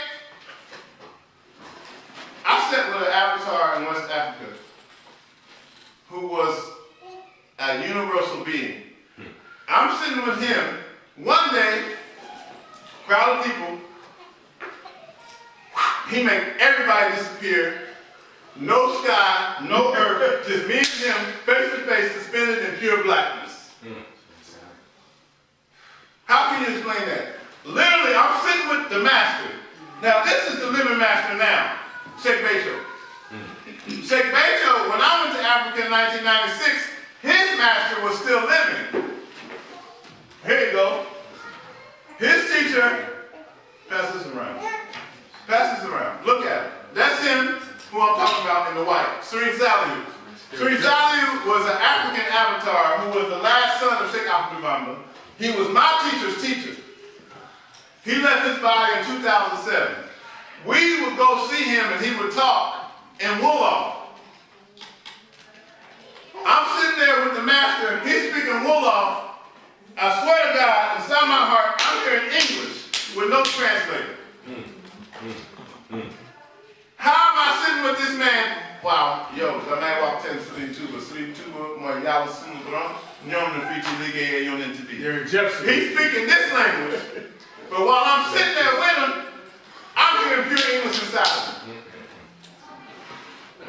This shape, one day, I was there with him and a crowd of people. Like Batman and Robin, pit, boom, bing. All the people disappeared. The earth was gone, the sky was gone. It was me and him talking face to face, and he started speaking English to me directly. The people noticed I was in a transcendental world. About 5 people came and started shaking me. Hey, come back, come back, come back, come back. The only thing that brought me back was him. He came and started calling my name. Abdullah, Abdullah, Abdullah. I'm way on the other side of the next universe. He called my name. I come back.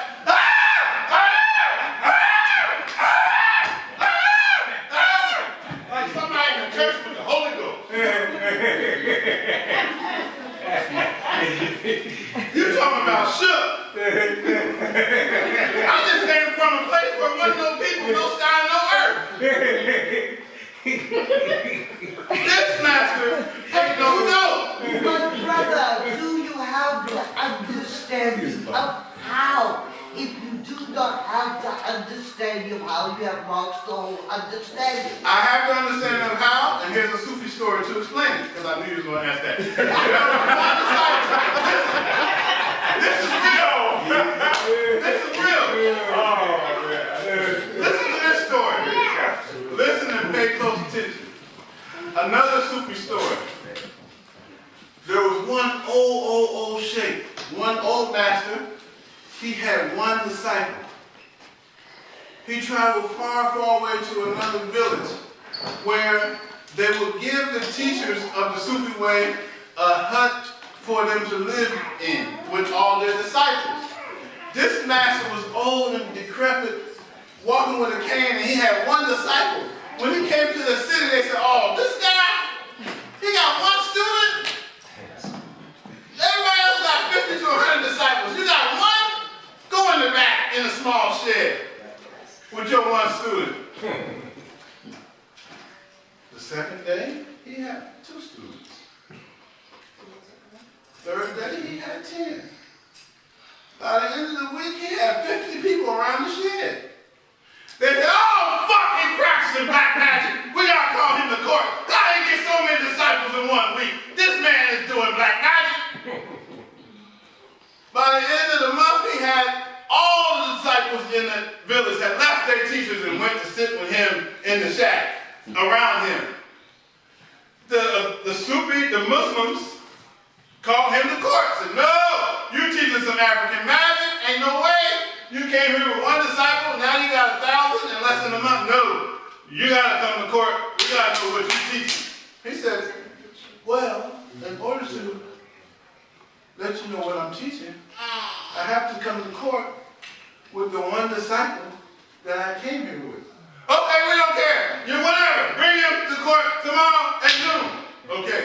Word went from village to village to village that this old man was going to be in court with the Muslim scholars to show what he was teaching. The courtroom was filled. People was outside looking. The old man walked in there, sat down with his one disciple. Order the court, order the court, order the court. Sheikh Sufi, tell us what you're teaching. He said, well, I'm teaching La ilaha illallah. What? That's what you're teaching? La ilaha illallah. What? La ilaha illallah. Show us. The sheikh said, La ilaha. The disciple disappeared. The The sheikh said, Illallah. The disciple came back. The sheikh said, La ilaha. Everybody disappeared but him and the judge. The judge said, whoo! He said, Illallah. Everybody came back. The third time, the sheikh said, La ilaha. Everybody disappeared except him and his disciple.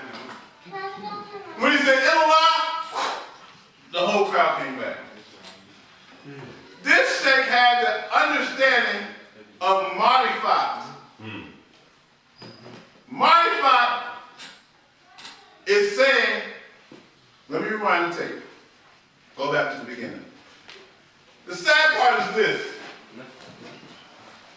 I lived in Africa with the real masters. I've been over there 8 times. The last time I went, I stayed with my master for 2 years. I used to sleep in his garage on the floor. And I got a master's in education and an undergraduate in biology, but I'm sleeping in some African man's garage on the floor with some kids. We used to hide food under the blanket so when everybody gone, we could eat. I'm not some guy who read some books and got this. No. I slept on my teacher's floor. The harder the better. The Sufi way say the harder the better.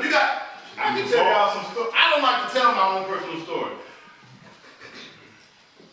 I don't even know where I'm at. What day is it? You have to point to what La ilaha illallah. So the first level was Sharia. No, rewind the tape. I done had too much crack cocaine. God's name is hard. When you start calling God's name, you be intoxicated. This is the problem with Islam. Anytime you see a damn Arab on TV holding a gun, you can just say, he ain't no Muslim. I don't give a damn if his name is Muhammad. He ain't no Muslim. No. Islam is peace. You on TV shooting people, you ain't got no peace. No peace, no Islam. You don't need no Islamic dictionary or scholar to tell you that. The Arabs ain't got no Islam. Islam is in Africa. That's right. The problem is the people in America, in Boston, in Philly, they learn Islam from Arabs. And let me tell you, if Islam was this whole piece of paper, all the Arabs had was this. That's all they had. Islam is this, all the Arabs had was that. And they couldn't even get that right. That's that right. I'm so glad my sheikh is an African man with black skin like me. You have no idea how happy I am to be an African in an African Sufi order. So the Arabs came and gave the lowest level, which was Sharia. Sharia is you still chop your hand off. That's the lowest level of Islam. In the Holy Quran, it says Islam is revealed in stages. You got Sharia, the Islamic law. After that, you got Saluk, the young man's name, or what's called Tariqat. Tariqat is when you find a sheikh and take initiation to be his disciple to walk on the path to God realization. Hopefully, before I leave, somebody here will take initiation. I'll give you initiation. You'll be a disciple of Sheikh Ahmed Bamba. I'll give you some pork and Coke 45. You go home and you'll see God tomorrow.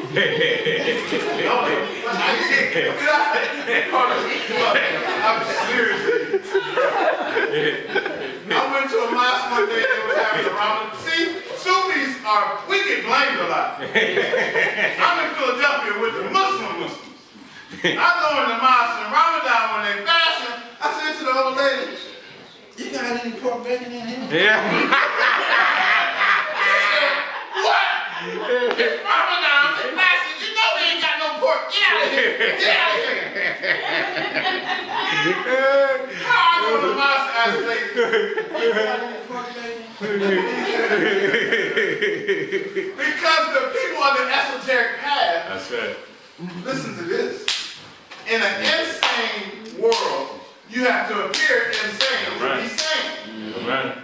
Yeah, right. In an insane world, I don't give a fuck about you, little stupid ass. That's insanity.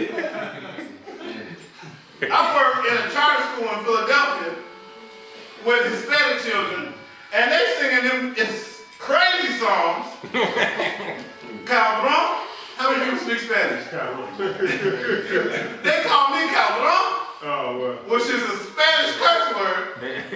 This place is insane. So in an insane world, you have to appear insane to be sane.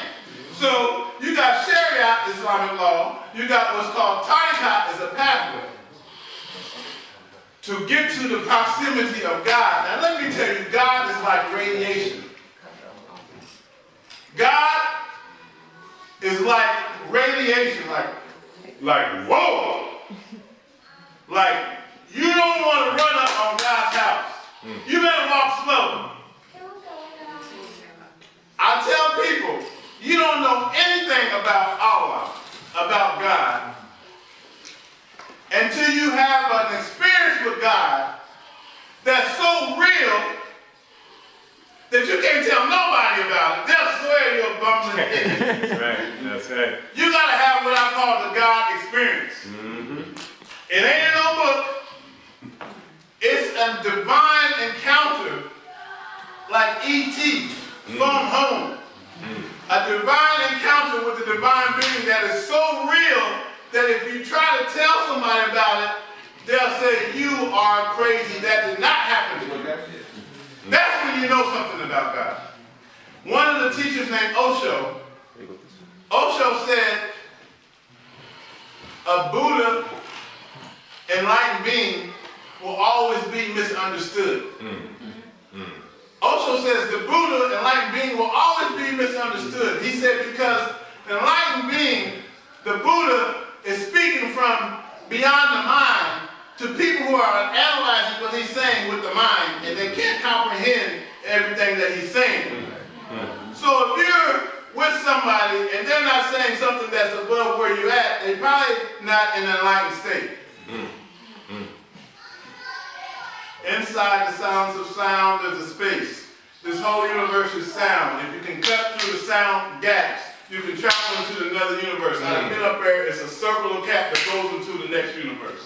Say it again, brother. Say it again. Teach. What wisdom do you know that can transform anything into anything and bring anything God to life? This is what we call true alchemy. Okay. What wisdom do we know that can transform anything into anything? The outer alchemy is changing copper or base metals to gold. The true esoteric alchemy is turning you into God.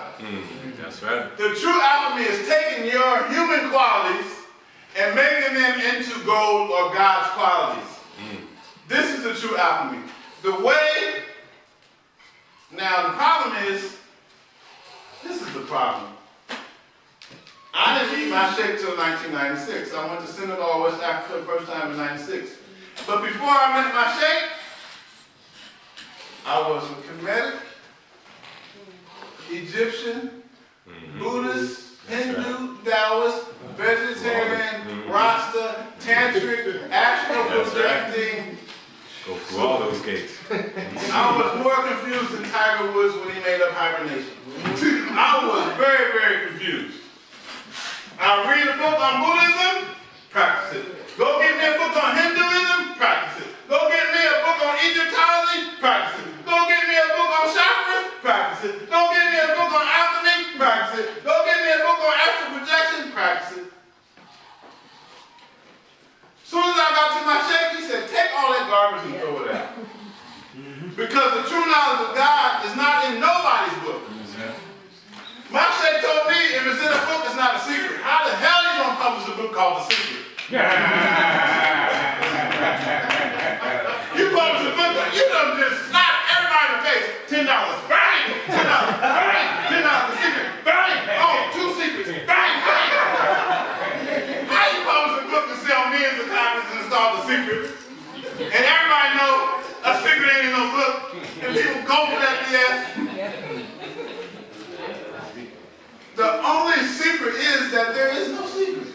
Right. If there was a secret, Which is a secret. $9.95. Hurry up and buy. You buy it, $9.95. Hurry up and buy. Yo, son, for real. Look, Joe,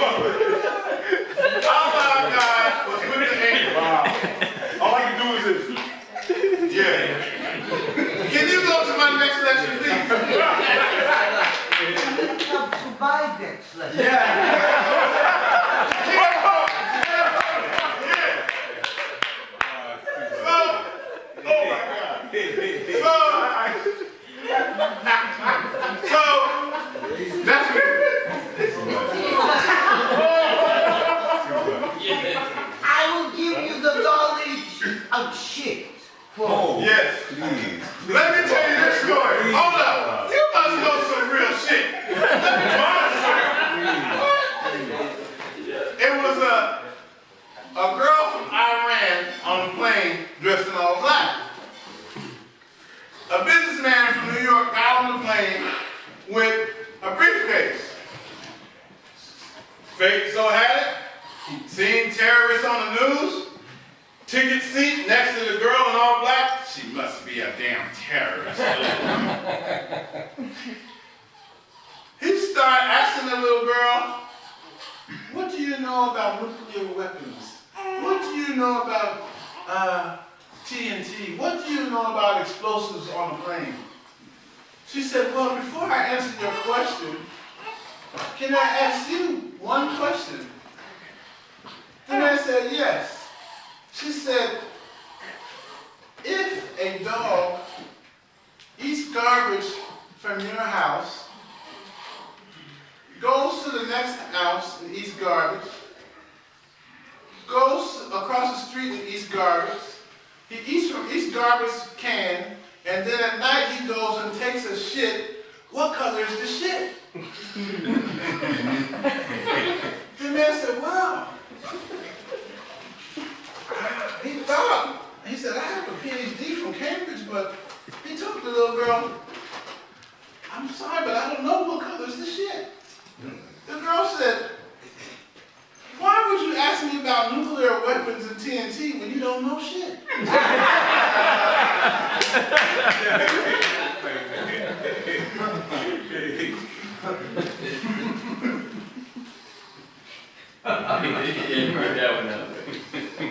You tell that story, you'll be famous. So, how many people read the Bible? Show of hands. Yeah, How many people read the you Quran? have given me something precious. I want to Read unlearn. the Bhagavad Gita. Wait. You have given me something precious. That's the thing. Ooh, you gonna give me that? I can't wear no ring. I go home, my wife be like, you ain't got ring. But you can't have two. Ooh. I gotta take your picture, so my wife, I ain't getting in trouble.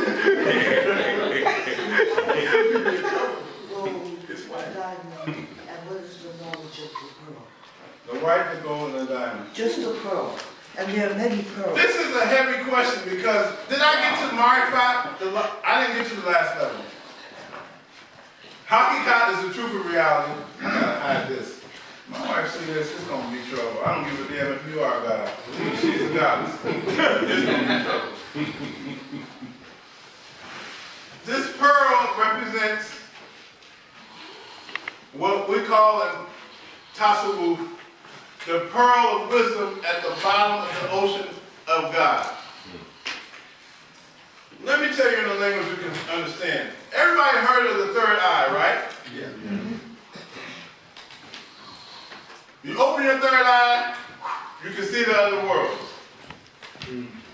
Just because the lady on the bus stop is talking to somebody you can't see don't mean she can't see him. Remember that. All these people that you think is crazy ain't crazy. They might have had a Kundalini awakening, third eye open, they ain't know how to close it, so they on the bus. Hey, how you doing? I'm fine. You fine? How are your kids? They're fine. Exactly. That happened to me before. A lady sitting right next to me talking to somebody that ain't there, but she focused on intently. I'm like, somebody got to be sitting there the way she focused. So once you open your third eye, you will see that God is everything. It's the first sign. Huh? It's the first sign. That's the first sign? Yes. Speak on It's that. the first sign. The first eye. Yes. Yes. Just different terms. Yes, first eye. In the Quran, they have a verse that say, it's not the eyes of their head that was blind, it was the eye of their heart that was blind. The inner eye. And in the Bible, it says God met Jacob on the island of Pioneer. Oh. God met Jacob, it's in Genesis, on the island of Pioneer. That's right. So, Yeah. the third eye, you see everything as God. The pearl of wisdom is when your crown chakra opens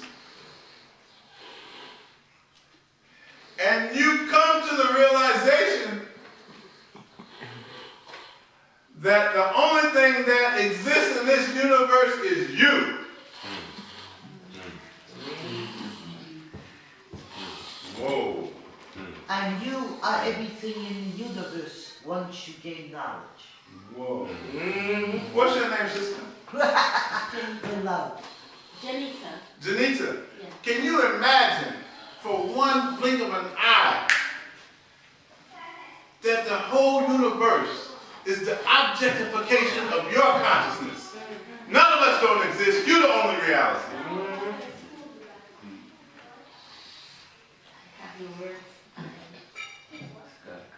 The God that we are worshiping manifests through you as you to know itself. There's no difference between the ocean and the wave that comes from the ocean, is it? No.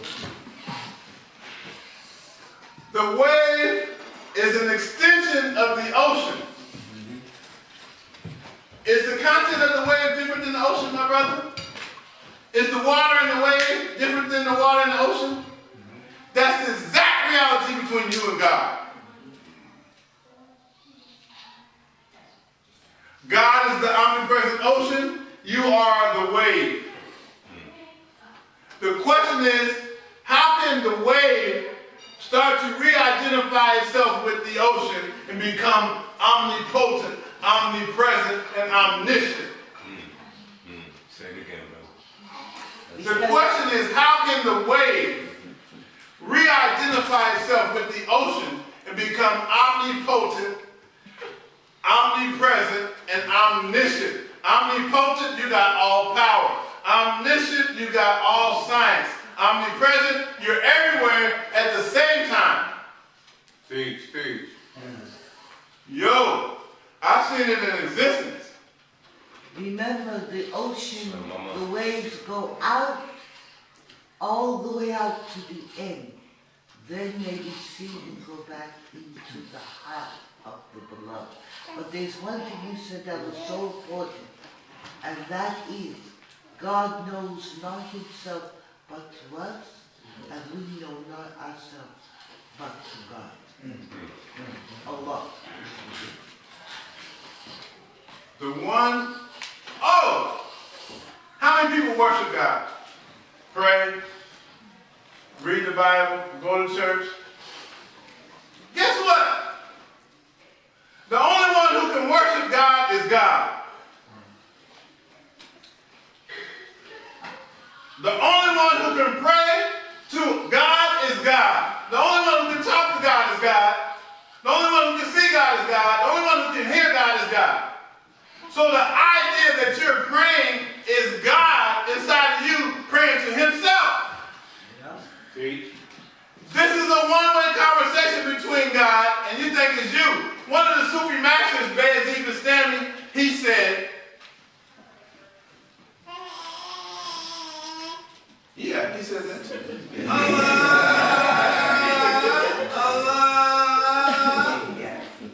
Brother Sufi said, I spent 30 years talking to God, and the disciples thought I was talking to them. I spent 30 years talking to God, but you thought I was talking to you. The problem is, we think I'm here and God is here. One day I'm on the bus, me and the bus driver having a philosophical discussion. I asked the bus driver, is the glass half empty or half full? The bus driver says the glass is half empty. And I said, well, is the glass half full? And there's the guy next to us that said, now which glass are y'all talking about? I don't see no glass. The Sufis say the glass is not half empty or half full. We say there is no glass. There's only God. Some of the highest yogis, they say be as you are. That's a hard teaching. Be as you are. You are God in the forgetting of yourself. As soon as you think I'm an individual, you block it out. As soon as you identify I'm the all in all, you got it. It's that simple. The only thing that separates you from God realization is the thought that you're separate from God. The thought form, I'm here and God is somewhere else. It's as if the wave had an ego and said, I'm a wave, I'm a wave, I'm a wave. But as soon as the wave loses its ego, it says, I'm the ocean, I'm the ocean, I'm the ocean. So, if I hadn't been found by my Sufi Sheikh, I would have been a Hindu. Because in Hinduism, they just come and tell you, you Brahman, you Shiva, you Vishnu, figure that shit out. In Hinduism, they just come and tell you you God. But in Sufism, because we got some crazy Muslims, they have to tell you in an allegorical form, you are the beloved is you. You are the wave, and the wave is the ocean. Because if a Muslim come and say, I'm God, they'll cut his head off. That's shirk, that's haram. You can't say that. But la ilaha illallah means Allah is the only reality and everything is an illusion. So the question is, from this day,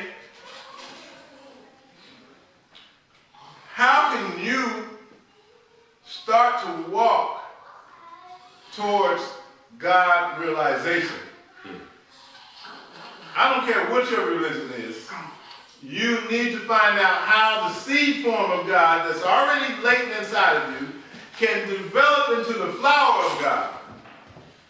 The fact that you have a soul means that you have God.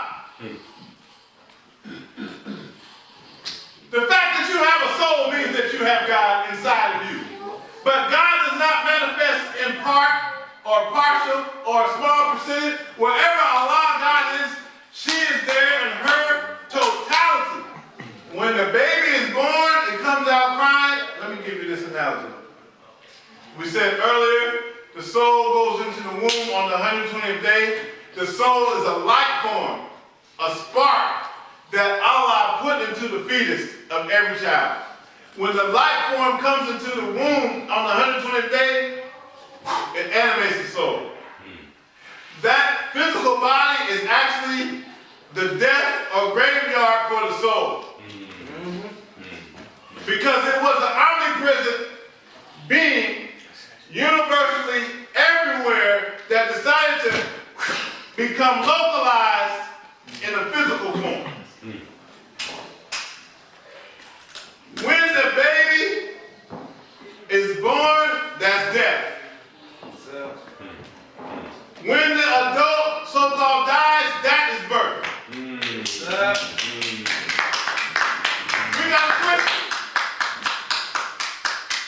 I think I see dead people. I think I see dead people. No, I know I see dead people. Most of these niggas is dead, excuse my language. They're already dead. Just as the baby comes out crying, why is the baby crying? The baby thinks I'm dying. The baby's going to a new world it don't know nothing about, and the baby was fine in the universe of the mother's womb. The baby was fine in that universe. The baby's going into a universe it knows nothing about, it thinks it's dying. When you think you are dying, guess what? You're actually being born into another universe. There's no death for you. You're an immortal being having a human experience. So you gotta learn how to identify with your immortality here, so that when you leave the body ain't nothing but some clothes that your soul put on to have an experience. When it's ready to go, it's gonna drop this body and go live in another world. Back on the subject. Everybody in here has the innate potential to manifest God. The only question is, are you going to figure it out in this life? Or are you going to come back and try it again? The shortest way to get this God realization is to link up with God in human form that we call an avatar. Now, I have seen more than one avatar with my own eyes. The highest one that I know of is Sheikh Ahmed Bamba, the African avatar from Senegal, West Africa. Now, this is the problem. When you read the Bhagavad Gita, they have the cycle of life and death. You die, come back. God come back. The only way to get out of the matrix, listen to this is a key point. The only way out of the matrix is to find somebody who's already out of the matrix. You never get out of the matrix of life and death unless you come in contact on earth with a human being who's outside of the matrix. He's beyond the concept of time, space, life, and death. He's God in human form. Takbir! Allahu Akbar. Takbir! Allahu Akbar. Takbir! Allahu Akbar. Takbir! And guess what? She might be a woman. How many people seen Amma, the hugging saint? Meta. What? Holy smoke. If she ain't God, ain't none of us God. I'ma come to America once a year. If you can go see her, go see her. I went to see Alma 4 years ago. I ain't never ever got to see her again. My sheikh is in Senegal, West Africa. I know he's God in human form. When I went to see Alma, the guru, it was an auditorium full of a couple thousand people. I'm sitting in the way back in the bleachers, staring at it.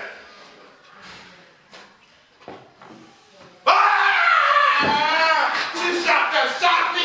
Whoa! Heroin ain't got nothing on that. I'm sitting here staring at her. My heart chakra busts open. I start, uncontrollable tears. Came out of the balcony, got on the line, waited 7 hours to get a hug from her. That's how many people be in there.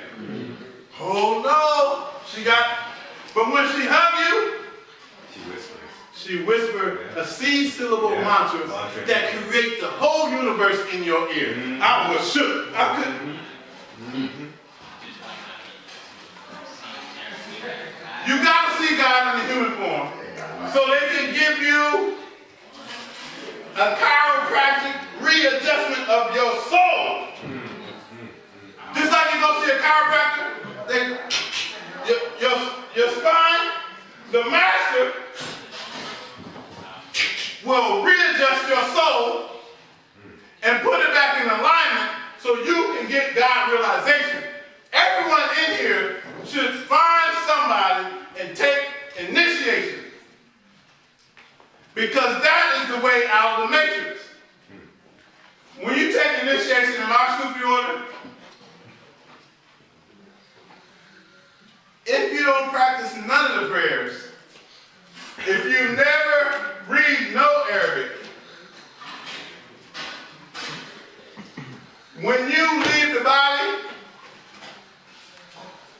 he's going to come, take you out of the matrix into the divine light of God. Even if you don't never go to West Africa, when you leave the body, he's coming to take you. He was in Mauritania. Sheikh Al-Hassan was in Mauritania. He told the sheikhs, no matter where my disciples are on the planet Earth, if they all was to die at the same time, I'd be in all of their graves to receive them and take them directly back into the light.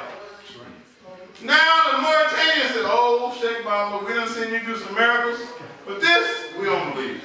It ain't no way you can be in all their graves, one in Australia, one in America, one in China. My Sheikh right now, who I live in this house, he got over 10 million disciples, and nobody don't know him. Because he's African. He got over 10 million students. Sheikh Baba said, yes, if they all died at the same time, I'd be in each and every one of them grave. The people of Mauritania said, okay, we're going to test you. They said, if you can go in all the mosques, in the different neighborhoods at 1 o'clock and lead the prayer in the different mosques, will believe you can be in your disciples' grave. He said, no problem. They went to all the neighborhoods in Mauritania and said, nobody else lead the prayer except him. They said, if he come and lead the prayer at 1 o'clock, come outside and play the drums So we know he was in your neighborhood, in your district. That's right. Woo! Guess what happened? At 1 o'clock, Sheikh Obama walked into all the mosques in Mauritania, in broad daylight. He led all the prayers at 1 o'clock in over 20 different places. The people in Mauritania, after Easter prayer, they all came out, and all the districts in Mauritania, they were playing the drums because he had been in there at the exact same time leading the prayer. What kind of master is this? This is somebody who's outside the matrix. Not a human being. No. If you don't do it in this lifetime, don't worry. You get another chance. The Sikhs have a book called God Man. Sikh is a guy, he looked like a Muslim, he got a big turban, long beard, but he always going to have a steel bracelet and a small dagger somewhere. As part of the Sikh tradition.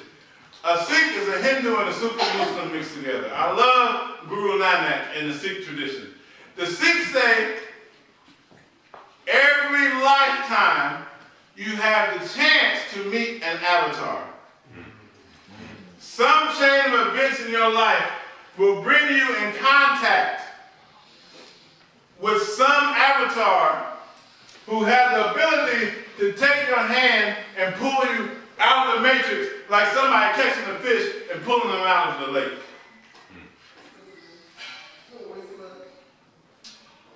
What I'm telling you today is my name is Forrest Gump. I just took 15% on my car insurance.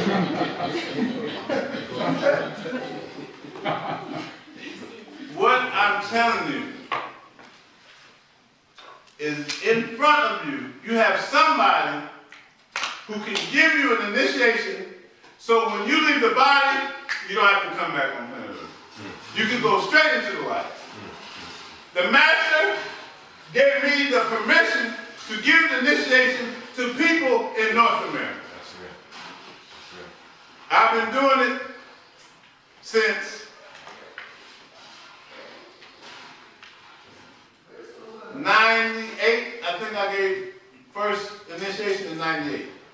The problem is this. The master said the initiation is so heavy that when you give the initiation, my hands don't receive it. The master comes in the unseen world and his hands receive the initiation. He said that if I don't come receive the initiation, it'll break the wrist of the person giving it. How scared do you think I was the first time I gave somebody initiation? Woo! I'm like, yo, you better come. I believe every word you said.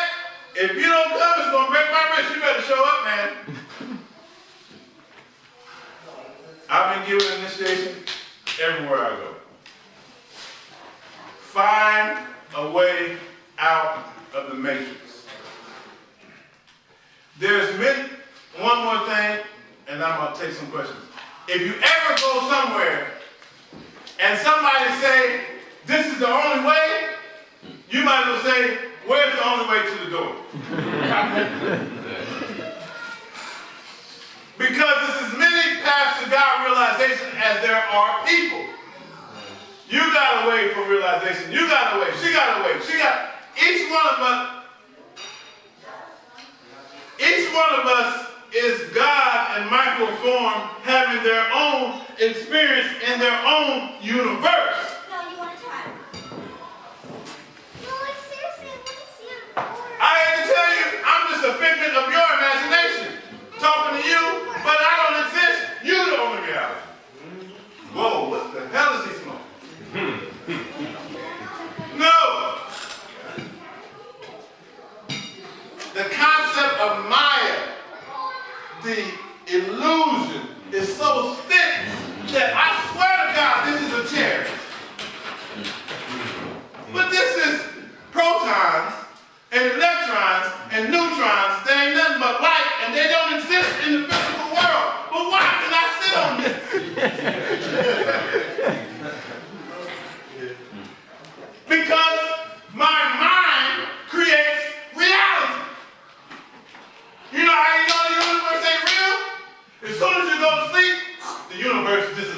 there no more. Anything that's real don't disappear. Soon as you go to sleep, the universe is gone. Because you have, Buddha says, Gate, Pera, Som, Gate, Bodhiswara, Gate, Pera, Som, Gate, Bodhiswara. That's the Heart Sutra from Tibetan Buddhism. Guess what he said? Emptiness is form, and form is emptiness. Everything you think has form is empty, but the reality behind it that you don't see has the real form. Your physical body is empty, but that which is inside of you, animating your body, has form. The quickest way is to find some words of power and recite it. Mantra. In Arabic, we call it zikr. Allah, Allah, Allah, Allah, Allah, Om Mani Padme Hum, Om Mani Padme Hum, Om Mani Padme Hum, Om Namah Shivaya, Om Namah Shivaya, Om Ganapati Namaha, Om Ganapati Namaha. I don't care what it is, all the mantras work. You just need to choose one and be it.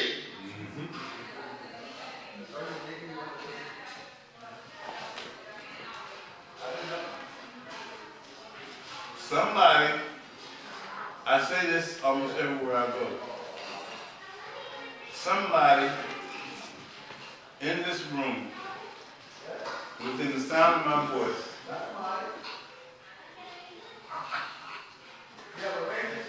must become God.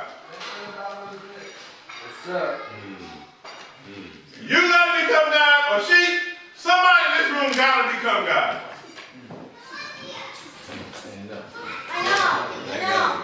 Somebody, I mean like a 911, my house is on fire, give me the manuscript to be God. Because if God is in the gas station, them niggas ain't gonna rob it today. I am God. I mean, we already got one, we need somebody else to become God. Because once somebody figures it out and does it, it's like a ripple effect that goes through the atmosphere. Woo. All it takes is one person to become the deity, and it will ripple through your consciousness to the consciousness of those in your immediate surroundings. Just one person. The only problem is, your family gonna think you're crazy. Friends start falling off. Forget about a relationship. I ain't seen too many of them yogis in there with families. You know, in the Himalayan mountains.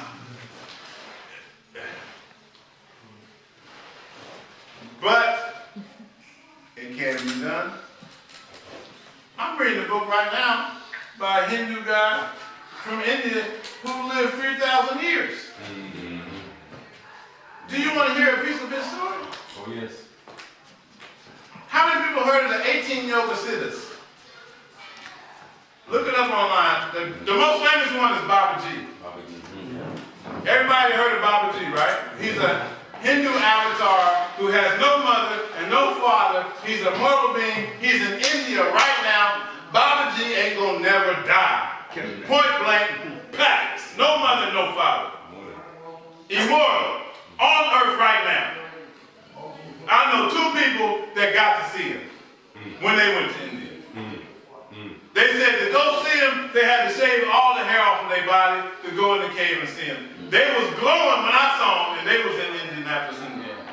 So, Babaji is from a tradition called the 18 Yoga Siddhas. It's 18 people like Babaji that got that state of immortality. He's the one that's most known by the world.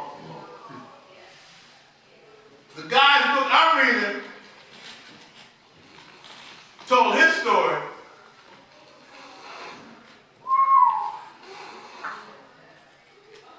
He said, I was in a state of meditation for 9 million yugas.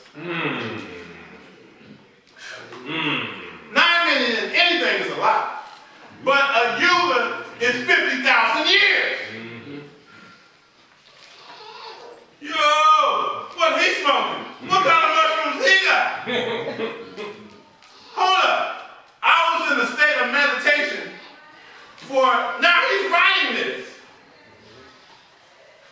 I was in a state of meditation for 9 million yugas. 9 million counts of 50,000.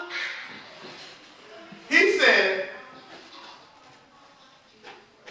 a cow herder died with his flock of cows.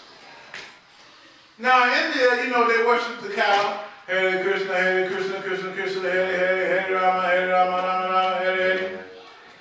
He said the cows appeared they were sad and were crying because the cow herder was dead. He said, I came out of my meditation, left my body, went to the dead body of the cow herder, brought him back to life, and took the cows where they was going. He said the only problem was, I didn't know how to leave his body and go back into mine. So he said, I sat down under this Bodhi tree and went into Sami for 9 million yugas. He got a book that's 10 volumes. That's where I used to be all the time. I studied with an alchemist. He told me you only need the first 3 volumes. Oh my God, the first volume is enough. I might not even read the other 2. He's given an outline of what to do for God realization in the first volume of a 10-volume book. I can't imagine what's in the other volumes. All this to say, knock and the door will be open. You have to become like somebody in the ocean drowning, crying for oxygen, except you're drowning in the illusion of separateness from God, and you're calling on the God to manifest through you like somebody in the ocean drowning calling for oxygen. It has to be that intense of a call. And once you do that, God will manifest through you as you become you. That's how it works. Almost at the brink of death. Yeah. Like I got to have it. LOG, I got to have it. Ain't from Buffalo. Yeah. I got to have it. I got to have it. I'm not playing with this God realization. Gonna get it. I mean. So with that, I want to thank Brother Dooley.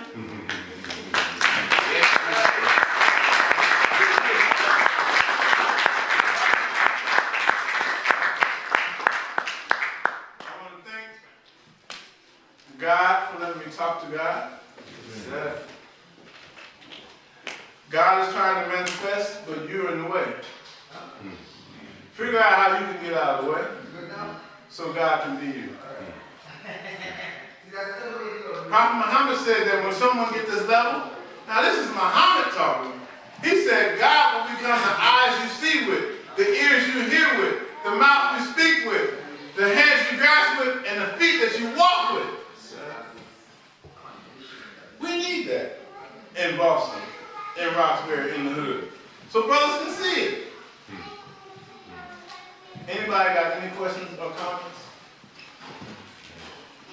Yes. How do you prepare yourself for initiation? The initiation is so heavy, you can never be prepared for it. It's so heavy because it's weighty. The initiation, my sheikh says, is so weighty that it goes through 7 generations of your family through the mother's lineage. So if you take initiation today, your mother, the sheikh take your mother, her mother, her mother, her mother, her mother, her mother, her mother, 7 generations of people you don't even know, and the unseen world is being taken out of the matrix.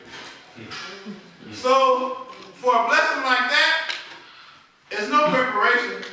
It's just a thought I want to be out of the matrix. That means you're ready. And nobody can get. Listen, when I went and took my initiation with the avatar, I was sitting there with him. I pronounced the sacred words. He said something and blew on me. Yeah. Brothers picked me up off the sand. All I remember was my feet dragging and they carrying me out.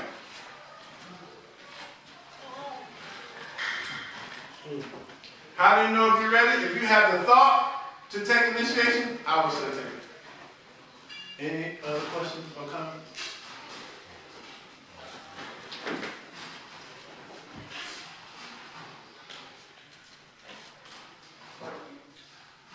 Hopefully we'll be back soon. Yes, in the back. Yeah, so do you have to take your shahada? Do you have to take your shahada in order to be initiated? That's a very good question.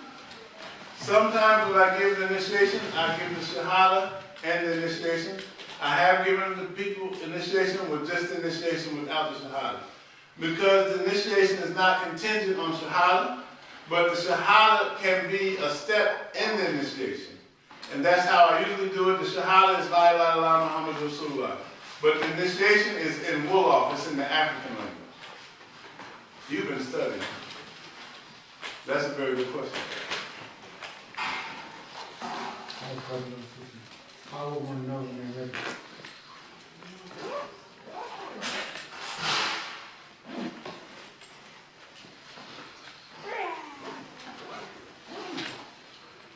My Sheikh says,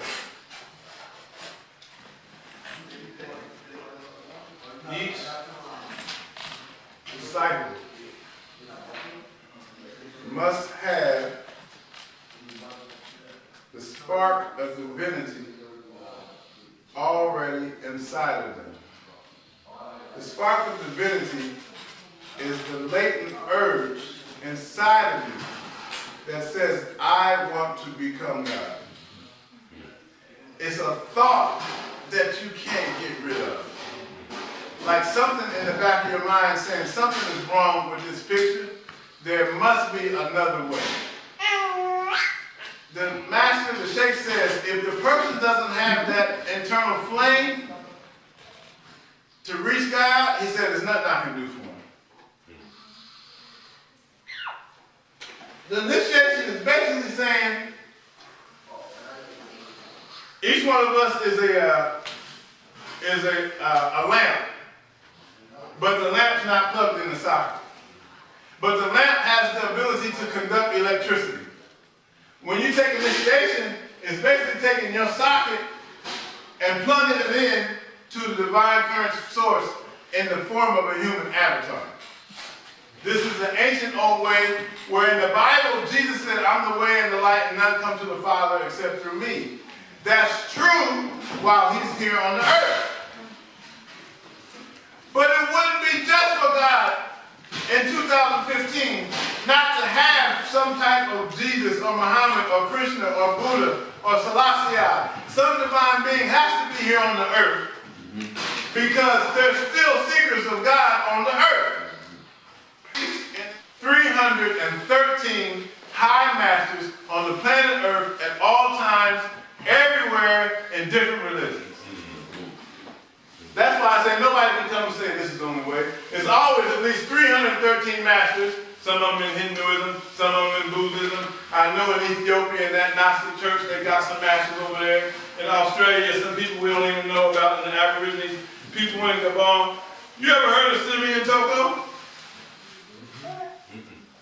Oh, God. Simeon Toko was, he was another African avatar that nobody knows. They tried to kill him. He stopped the plane in flight. That's a story I can tell you. You're like, what? They was trying to kill him, throw him out the plane. Simeon Toko was like, Matrix, no, bang, stop the plane in midair. You can't kill me. Simeon Toko, they put him on the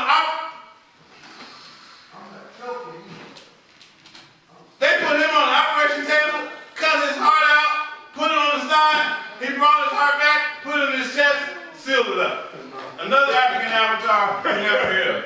My sheikh, they took him, put him in a fire for 3 days. He said he was in the fire shivering like it was cold. They took my sheikh, said, okay, we're gonna try everything to kill you. This time, we're gonna put you in front of a firing squad with guns. They surrounded Sheikh Al-Bamba with 13 rifles. They shot, all the bullets went through the sheikh and killed all the soldiers that shot. This is exact history in Senegal, West Africa, happened less than 100 years ago.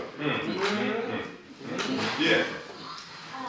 So you're, I don't know if that's what you're saying, but I don't exactly need a religion as kind of master, do you? Woo! Religion is dangerous. I don't know religion. Don't give me no religion. Keep that over there. I will take some spirituality, but I don't want no religion. No. No. Islam is not a religion, it's a way of life. Islam is a culture. I self law and master. That's what we always say. I self law and master. I'm still learning about myself. I sincerely love Allah and mathematics. That's what we always said when we were growing up, right? This is true. Yes. I have an invitation for you, and I would like you to do one thing. Never leave the pearl, never lose the pearl I have given you. Because as this was given to you the same way, the pearl was given to you the same way. Oh, I say, Now, I would like to invite you. I would like to have your telephone number. I would like to invite you to my ship so that you will have 2 hours. I mean, And I would like you, if you could, to find a way for my son to go to Senegal to reach your ship. I mean, My ship is in Lebanon, New York. You have 1 hour. My ship it's in Lebanon, New York, okay? You have 1 hour. Now see with the other. I'm ready to see. I'll go. I ain't scared of you, man. If it's a master somewhere with knowledge, I want to drink some of his tea. I ain't scared of you, master. This thing is like Osiris in Egypt. They chopped Osiris's body up to 13 parts. 14 was the phallus, they threw it in the lake, the fish came and ate it. That's the regenerative principle of becoming God. Him being chopped up into those 14 parts is saying, you're going to have to search for this knowledge and put God's body back together and regenerate it within yourself to resurrect God inside of you. Yes, sir. Excuse me, Brother Sufi, I have another thing to go to. Oh, This is for you. all right. This is for the second CD. You got a copy? Oh, which one? Sufi? Oh, yeah. Woo. Thanks, bro. Appreciate you, man. Love and life. My email is on there too. On the back. Yeah, email and phone I'll number. do that. Any questions or comments? I have a comment. Now, you said that your sheikh could make that appear to disappear. Yeah. It is founded, as you said, in light. Light is sound, and they are inseparable. Sound is word. Word is knowledge. Knowledge is self. I mean, Light is sound. Sound is word. The word are all the names of Allah. There are 99 attributes. Can you hear me? there, believe me, I'm listening. The word is attribute, there are 99 attributes. Which is a lie. Yes, sir. Because the 99 attributes, each one is a color. There are 3 colors which you start out with. Yellow, red, and blue. These 3 colors make 3 more colors. Orange, green, and purple. These 3 colors make 2 colors. Brown. We should never call ourselves black. We're brown. Yes, sir. Thank you. Brown. The 6 colors make brown. in pigment, earth tones, and in light, the three colors make light. The three colors, red, yellow, blue, make light. I mean, Light is sound. Sound is God's names. There is no limitation to the colors of the universe. The colors are endless because they're shades and they're interwoven with other colors, which each color is the name of God, which holds knowledge of God. I mean, each color is the name of God. Hold up, each color is the name of God that holds knowledge of God. Ooh, yes. There are three colors, red, yellow, and blue. They make 6 colors. The 6th color are orange, and I can't get into it, but I'm just saying it. Orange, purple, and green. The 6 colors are intertwined that make brown. In pigment, earth tones. The other way, it makes light. Each color is a word or a sound, like raw. Thank you, God. Right? Each sound is the name or knowledge of God. I mean, When you say the name of God, it manifests what it means. I mean. So if the sheikh would say a certain sound or a certain zig, he could annihilate the whole universe. Ooh, yeah. That's God talking. Yes, brother. No, I'm just thankful to be here, that's all. Thank you very much. It's been a very great experience for me. Very, very great. Very interesting. I teach a radio show on Sundays. Let me give you a Sunday from 1 to 3. We have a show called Sheikh Ahmed Bamba and Sufism. Every Sunday from 1 to 3. Take this number down. You can call.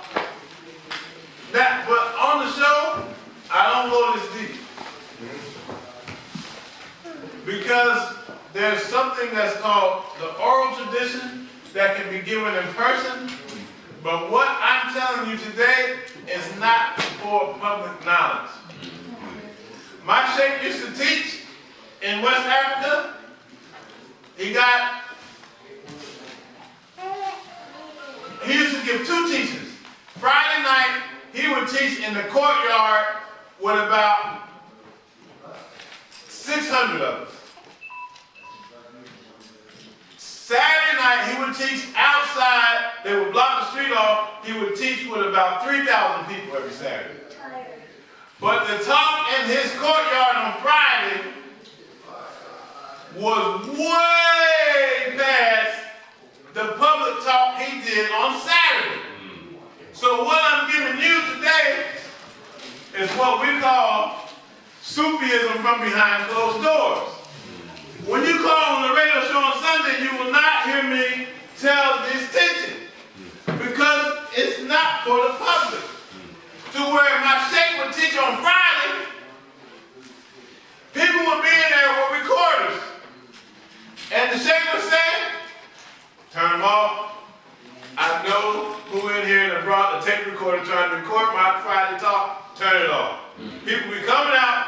Sorry, sheikh. Yeah. Sorry, sheikh. The sheikh was so high, before I could speak Wolof, I would go to ask him a question with a translator. I go sit with the sheikh to ask a question. Guess what he did time after time? The sheikh would tell the translator, tell him this, and this. The sheikh would answer my question before I could ask it. And then he would tell the translator, ask him, does he have a question? I'm like, you playing mind games with me? He answered my question before I could ask it. Then he say, through the translator, ask got a question. No, Shake, I ain't got a question. Till one time he answered my question and I went into a state of shock. And that's because he could read your mind. That's what I thought. But guess what? It was deeper than that. Because we was out in the village of Tuba. I had a phone number in my suitcase in another city, Dakar, 3 hours away. I need to call somebody in America, and I left the phone number in another city. And we're in the village with the sheikh. So I go to ask the sheikh, can I go 3 hours to get this paper out of my suitcase to make a call to America? As soon as I go sit with the sheikh, He knew the number. no, look, he looked at me and said, don't you need to go somewhere and make a phone call? Wow. That's when I clicked like, oh! I said, Sheikh, no, stop. Yeah, I gotta make a call, but now it ain't about the phone call. I said, I've been coming here for years, and you've been doing this to me for years. Answer my question. So I said, I gotta know, are you reading my mind? Inquiring minds want to know. I said, are you reading my mind? Do you know my question? How do you answer my question every time before I answer it? The sheikh's answer was far beyond what I thought. He said, brother. He said, Allah told me. exactly. He said, Yes. hold on.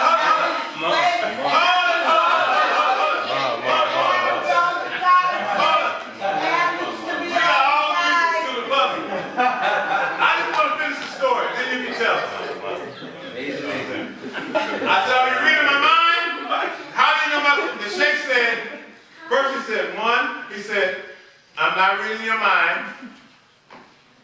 Yes. Second, he said, I don't even know that you have a question. He said, Allah gave me these words. I'm just saying what came from God. He said, God is answering your question, and I don't even know that you have a question. And you know something? Sheikh, this happens in the church all the time. People will sit having questions and the preacher will answer the question and they will say, after, how did you know that I knew that question? He said, because God, or they'll say the Holy Ghost, which is just spirit, told me to say this to you. Same concept. Yeah. I buy that for $1.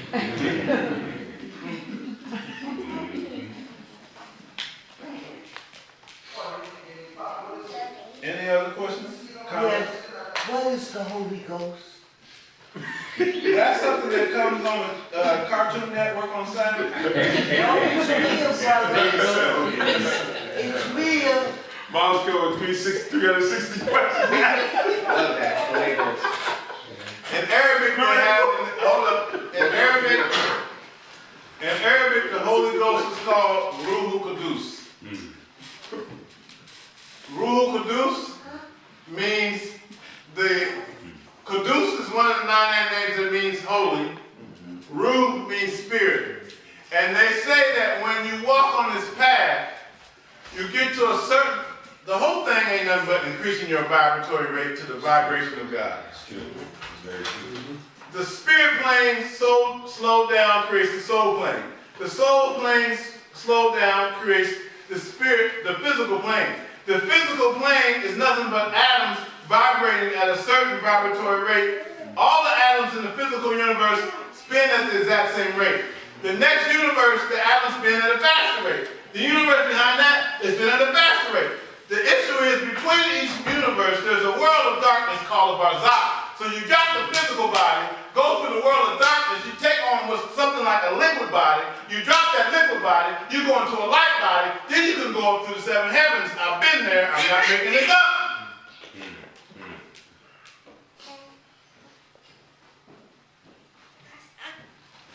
And I don't even know why I told you that. What was your question? The Holy Ghost.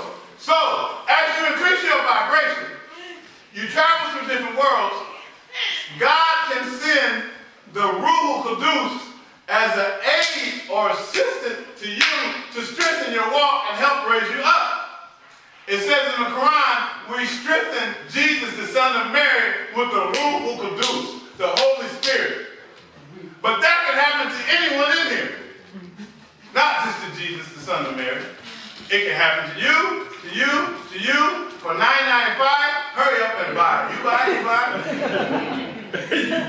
stop all that. That's in Sindiki though, bro. Rules of deuce. Yes. Check out Mama got prayers. It's too much. I love questions. Anybody else got a question? Oh. Yeah.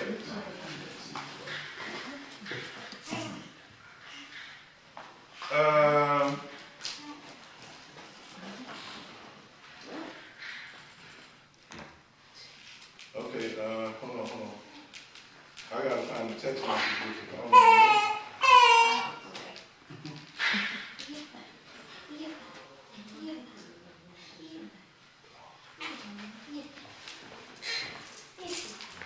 So the number is 661 554 9123. It's called Sheikh Ahmed Bauman Sufism. It comes on every Sunday from 1 to 3. I have another brother that I teach with named Shiloh Shahid El. He's in our Sufi order. He's a sheikh from the Moorish Science Temple who's in our Sufi order. He teaches on Sunday and I teach on Sunday. It's every Sunday from 1 to 3, 661 554 9123. Also, I have a blog with over 180 essays. If you want to read some of the essays on different topics, the blog address is 786sufiwisdom.com. 786sufiwisdom.com. If you want to read some essays, I got not just, there's so much stuff up there, 180 some essays, some Sufi poetry, essays on God realization. My favorite subject is non-dual Veda, but we don't have the time to go into that. Non-dual Veda is an esoteric Hindu system that's very whoa, you really don't exist in non-dual Veda. So, but call the show, log on the website. Hopefully in the future, Julie will bring me up here. We have a Sufi school in Philadelphia every Friday at my house. We have a circle. We have Is there any teachers. way we can get there? You can come any Friday. Me and my son. Any Friday, come to Philadelphia, stay at my house. We have a class. It goes from usually 9 to about 1:32 a.m. Because we have a class, we teach for an hour. Then we do the chanting. On Friday, we do chanting for about an hour straight. Then after that, we have a dinner and fellowship. And that's every Friday in Philadelphia. You're more than welcome to come. We're having a Sufi retreat in Philly at a campground for 4th of July weekend. We're going to be out and somewhere where they have a lake or a river and tents to do the Sufi training out in the wilderness.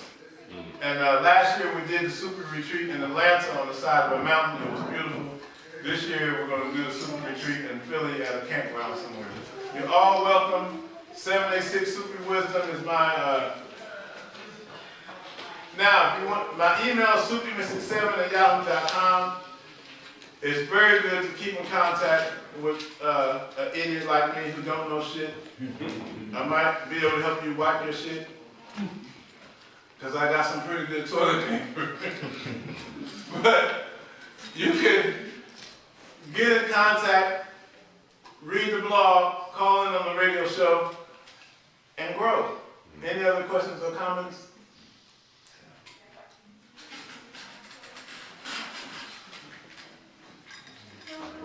Yes. I just wanted to say thank you so much for this evening. Thank you to everyone. It's beautiful. It's really, really beautiful. Can't wait to do it again. I guess it's time to head out. All right, so thank you everyone for stopping through. We're gonna have a, thank you.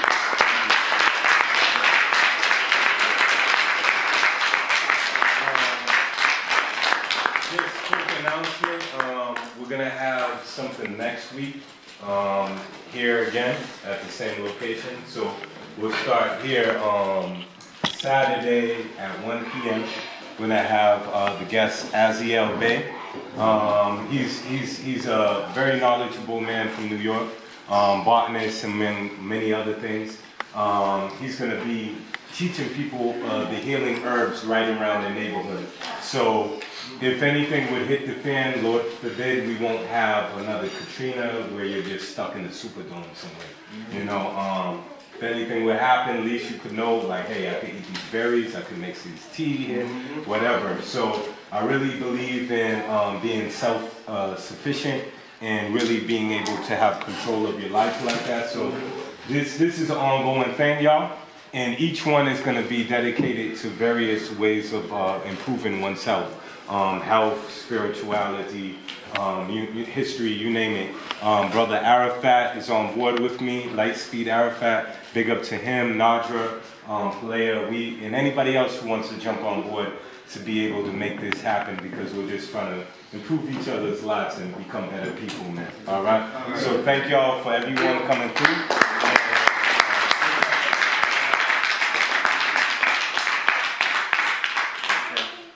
And before you leave, yes, try to get some books or DVDs or anything from him, okay? Or you having, some people, if you only gave $5 at the front. Yeah, oh yeah, the $5 was just for the, in the front for the museum, but if you haven't gave the $10 donation to brother already, please do, okay? Thank you. Yes? I mean, Thank you. yeah, how is it? Oh yeah, yeah, yes. Yeah. Again,